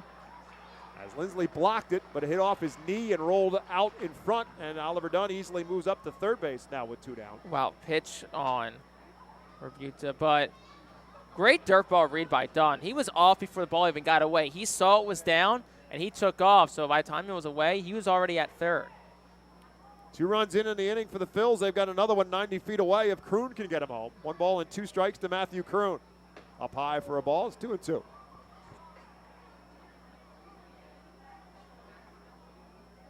Talked about a pregame with Pedrique. Kroon, one of the most consistent bats in this lineup. That would be a great time for him to come through. 2-2 pitch to him. Fouled again, out of play. Nice catch. Two-handed, bare hand catch by a fan about, 30 rows up behind home plate. Good round of applause for the Much faithful deserved. here in Baseball Town. Dunn takes his lead off at third. 2-2 pitch, up high again, ball 3. Kroon reaches, tying runs on deck, and Ethan Wilson. I know he's been cold lately, but one swing of the bat for him. Know what he can do. Now time called to the plate by Kroon. And you got to think that the Senators do not want to bring Peguero in for potentially a 4-out save. They want to hold him for the 9th. Probably didn't want to bring him in general, well, but that's probably true. Once the 2 runs scored, yeah. He's presumably their closer at this point. Leads the team with 5 saves. Swing and a miss, strike 3, and that'll do it for the Phils in the 8th. But they chip away. They get 2 runs. They do it on 3 hits. They leave 1. 8 complete. It's now Harrisburg 7, Reading 4. White Star Tours and Travel Centers offers the Our Phils fan road trip again this season. It's your chance to hit the road with other Our Phils fans, see an Our Phils road game, meet with an Our Phils player, and also see an Iron Pigs and Phillies road game. The White Star Our Phils road trip visits Altoona, Toledo, and Cleveland from Thursday, July 20th until Sunday, July 23rd. See the Our Phils in Altoona Thursday, meet with an Our Phils player or coach, then head to Toledo Friday and Cleveland Saturday to see many former Fightins in action. The trip heads back to Reading on Sunday. Visit the customer service booth for more info on the White Star Our Phils fan road trip to Altoona, Toledo, and Cleveland. Space is very limited, so sign up today.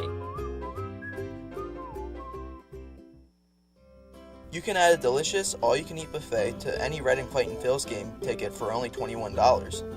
This selection includes barbecue chicken sandwiches, cheeseburgers, hamburgers, hot dogs, corn, pasta salad, baked beans, potato salad, chips, cookies, and so much more. Drinks feature all Pepsi products. Call the Fightins at 610-370-BALL. Order online at ourphils.com or visit the Customers Bank ticket office at FirstEnergy. To the top of the 9th we head, and a new pitcher on the mound for the Phils. As we said, left-hander Keelan Kilgore comes on now to pitch for the Phils out of the Alverna University Golden Wolves. Call to the bullpen is made for Kilgore. Kilgore, 12th game, 2-1, an 8.31 ERA, 20 strikeouts, and 10 walks over 13 innings pitched. So his job is to keep it where it stands, which is a 3-run deficit for the Phils here in the ninth. 9-1 and 2 due up for the Senators. Jackson Clough is the 9-hole hitter for the Senators tonight. He will lead it off.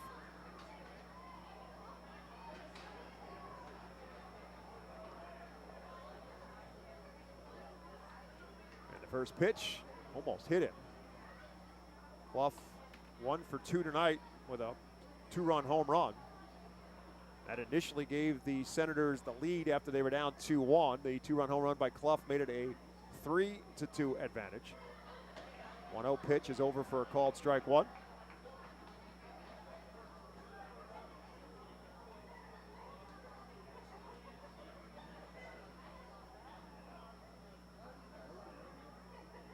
Kilgore, the lefty, comes up high, ball 2.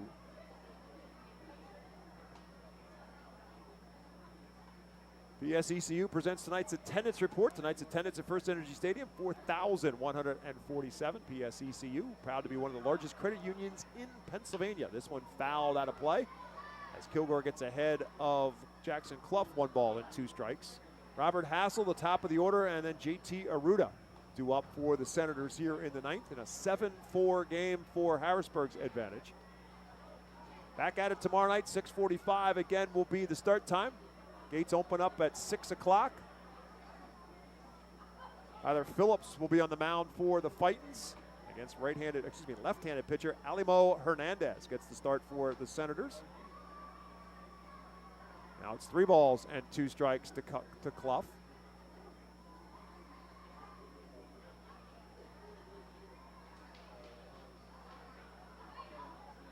This one lifted into center field. Johan Rojas has it in his sights. He'll make the catch for out number 1.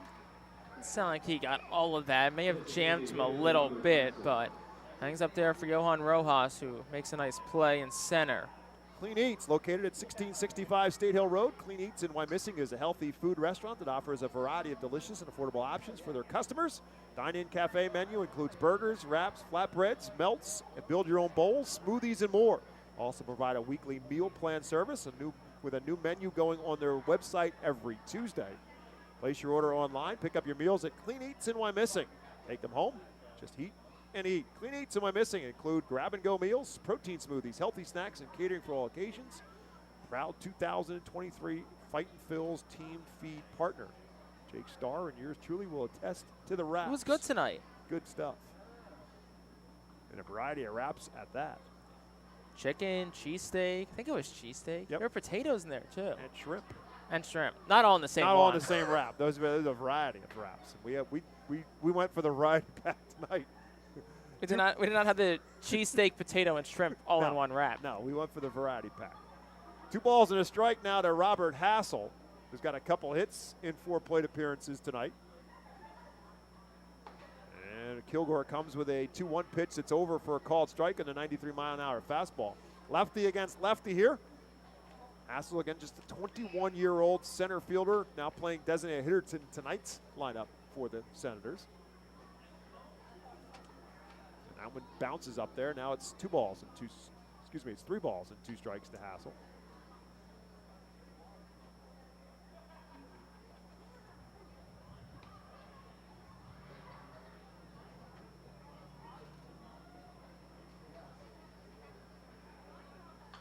This one fouled out of play, so Hassel stays alive. As we said, Phils and Senators back at it tomorrow night. Thursday night is fireworks night. Starts a run of 3 straight fireworks tomorrow night, Friday night as well, and then Saturday night, Mega Blast fireworks. Sunday, Philly Fanatic is here. Great tickets remain for all our Phils games, 610-370-BALL, or online at ourphils.com. Kilgore misses outside, and that will put Hassel on base with yet another walk issued by the Phils. Robert Hassel is a 1-out base runner. With this day in baseball town history, May 24th, 1953 at Wilkes-Barre. Reading pounds the Barons 10-3, first game of doubleheader. Then they played a 2-2 tie in the second game that was called, to get this, the Pennsylvania Sunday Curfew Law. Second game was called at 6:59 with bases full of Barons and nobody out in the 9th inning. The irony in all this, Reading and Scranton were foes that day, but for a long time were both affiliates of the Phillies. Reading AA, Correct. the Scranton Wilkes-Barre Red Barons were the AAA affiliate of the Phillies. This one fisted on the right side. Madison Stokes will range over. He's only got one play, and that's the first base to get Aruda for the second out. It allows Hassel to move up to second base. That's an interesting note in Reading Fightin Phil's history. There's an interesting note in Major League Baseball history today that involves the Philadelphia Phillies. 1935, the first night baseball game played in Cincinnati that featured the Philadelphia Phillies and the Cincinnati Reds. 1935. For some reason I knew that. For some reason I knew it was in Cincinnati too. Just think about that. Night baseball coming. What would we be without night baseball nowadays? This will bring up Blake Rutherford to the plate. Long way different if you see the pictures from that. Again, obviously they're black and white pictures, but then you see the lights in this ballpark with these brand new lights and how far lighting has come in professional baseball. Here's Blake Rutherford's 0-1 count to him, and Kilgore misses outside. Now it's 1-1. Again, Hassel, the runner at second, 2 down here in the top of the ninth. Senators looking for a little bit more insurance for the bottom. 1-1 pitch coming from Keelan Kilgore. Takes a look back at Hassel. Misses outside. It's 2-1.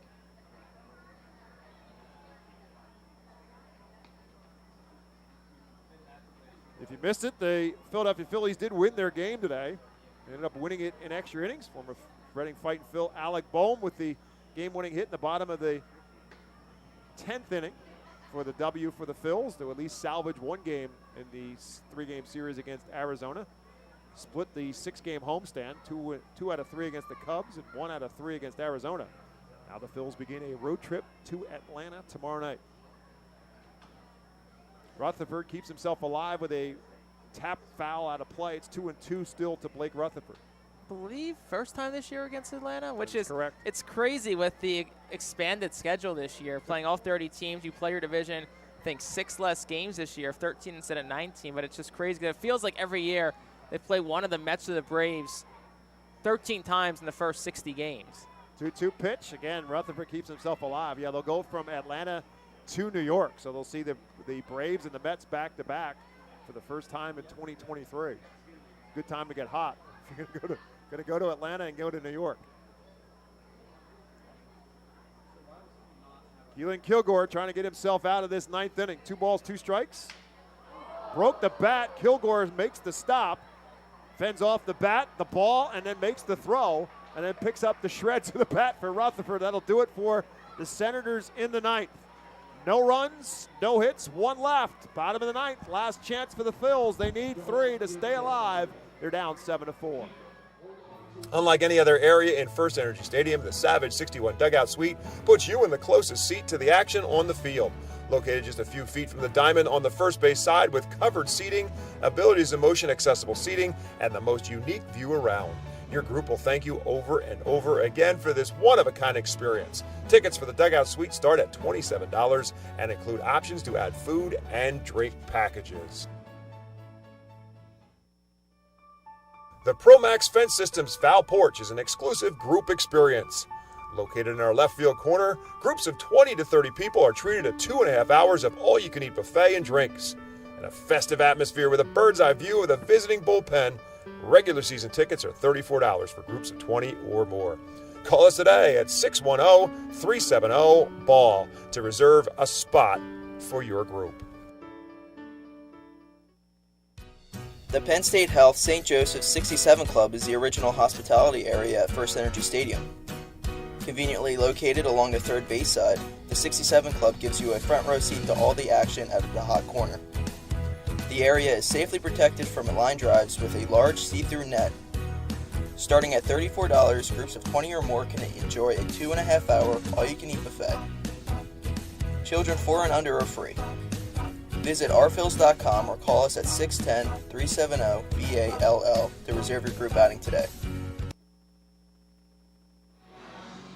Well, we mentioned the Philadelphia Phillies won in 10 innings today. They came from behind in the 9th inning, tied it up, and then won in the 10th. The Reading Fightin Phils will try to do the same here against the Harrisburg Senators. They're down 7-4. Joel Peguero will come on to try to close it out for the Senators. As Jake said, he's kind of become their closer. He picked up the save in yesterday's game, and he'll come and try to get the final 3 outs in this one. Ethan Wilson will start it, and he'll roll one into right field for a base hit. It hit off of Wilson as the ball was slowed down first by first baseman Frankie Tostada. That allowed the second baseman JT Arruda to pick it up, and then Peguero was covering, and Arruda made the throw, and it hit Ethan Wilson. He was safe at first. We'll come out and check on Wilson to make sure he's okay.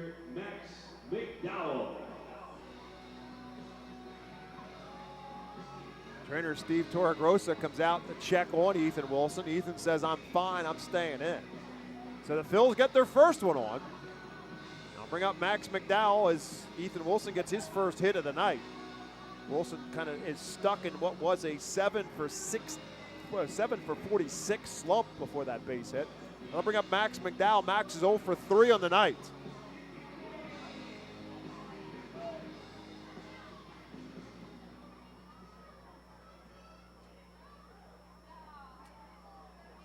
Wilson takes his lead off of first. McDowell, first pitch, way inside. Ball 1.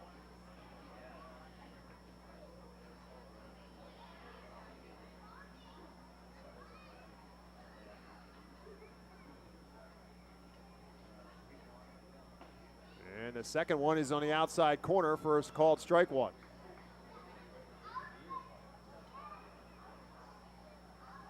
Peguero, 26-year-older, originally from the Dominican Republic.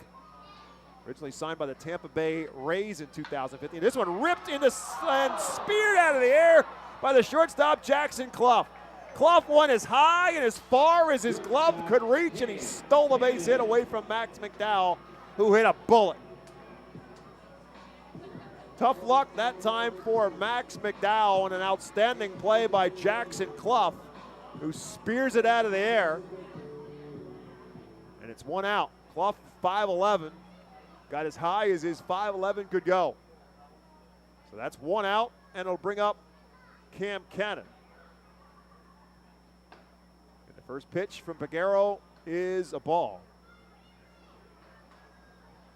Peguero was traded to the Colorado Rockies in August of 2022 and then signed by the Nationals in the offseason as a minor league free agent. This one back through the box, a slow roller. Only one play for Clough, and that's the first base. He gets cannoned by an eyelash. That will allow Ethan Wilson to move up to second base, but now the Phils are down to their last out. So it goes 6-3 in the books on the fister that went over Peguero, and then was a slow roller towards Clough, who had to charge and make the throw in time for out number 2. And that'll bring up Garrett Whitley. Whitley 0 for 3 on the night, and now 0 for his last 30. Can he break out of it now? Phil's down to the last out with a man on second. First pitch, Whitley fouls out of play. So Peguero last year was in AAA with the Rays in Durham. 32 games, all out of the bullpen. 2-1 with a 4.58 earned run average. 39 innings, 33 strikeouts, and 24 walks. Pitch to Whitley right back through the middle, and that's into center field for a base hit. Ethan Wilson being waved around. The throw to the plate is in time. Gunned down from center fielder Donovan Casey as Barrett Lindsley applies the tag. And that'll do it for the Phils in the 9th and in the ball game as Ethan Wilson is thrown out at home for the 3rd and final out in the 9th inning. The Phils denied the run and denied the victory as well, as Harrisburg, with the come-from-behind victory tonight, win it by a final score of 7-4. We will take a timeout. When we come back, it's post-game show time here on the Reading Fightin' Phils Radio Network.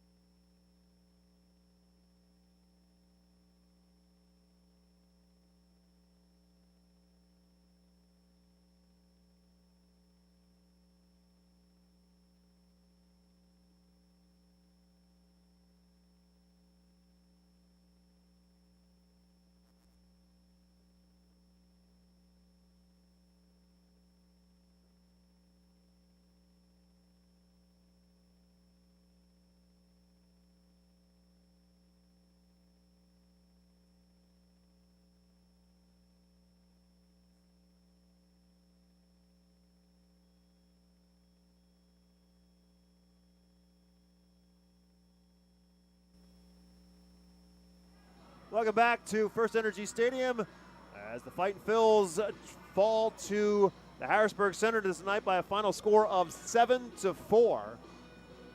Reading dropping to now 15-25 on the season. Harrisburg improves to 21-19 with the win. Again, on that final play, Ethan Wilson, who began this inning with a base hit, moved up to second base on the force out. And then Garrett Whitley finally snaps that 0 for 30 by getting a base hit through the middle. Al Padrique sending Ethan Wilson around to get the first run home, but an outstanding throw by Donovan Casey beat Ethan Wilson at the plate as Brady Lindsley applied the tag, and that ends the inning for the Phils and the ball game as well. Going back through the scoring in this one, the Phils jumped out on top 2-0. Oliver Dunn led off the second inning with a double, and then Matthew Kroon followed it up with a 2-run home run and into right field, and the Phils led it 2-0. And then in the fifth, the Senators got their first run. Jackson Clough got it started with a walk, stole second base, and then came around to score on an infield single from Robert Hassel to make it a 2-1 game. Griff McGarry got the start for the Phils, went 4 innings, gave up 3 hits, no runs, 2 walks, and 3 strikeouts for the number 3 prospect in the Phillies organization. He threw 56 pitches as he continues to make his rehab. Tonight was his 4th start since coming back from injury at the beginning of the season. So McGarry pitched well in start number 4 as the Phils continue to stretch him out a little bit further and a little bit further each time out.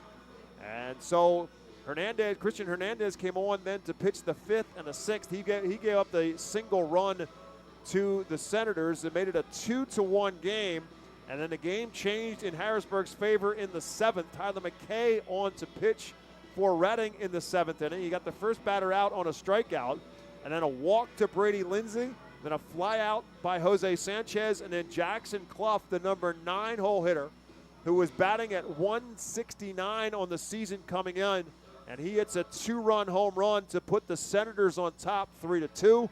And ultimately, the Senators were able to add on to that lead as they broke it open in the 8th inning. Braden Zarniski on to pitch the 8th. JT Arruda got it started with a single, followed by Blake Rutherford back-to-back singles. Then Donovan Casey, the cleanup hitter, walked. So the first 3 batters that Zarniski faced, he put him on base.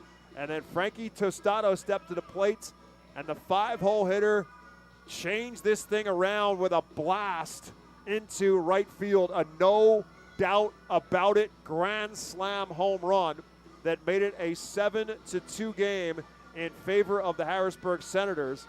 Reading came back with a 2-spot in the 8th. With 2 outs, Carlos De La Cruz got a base hit.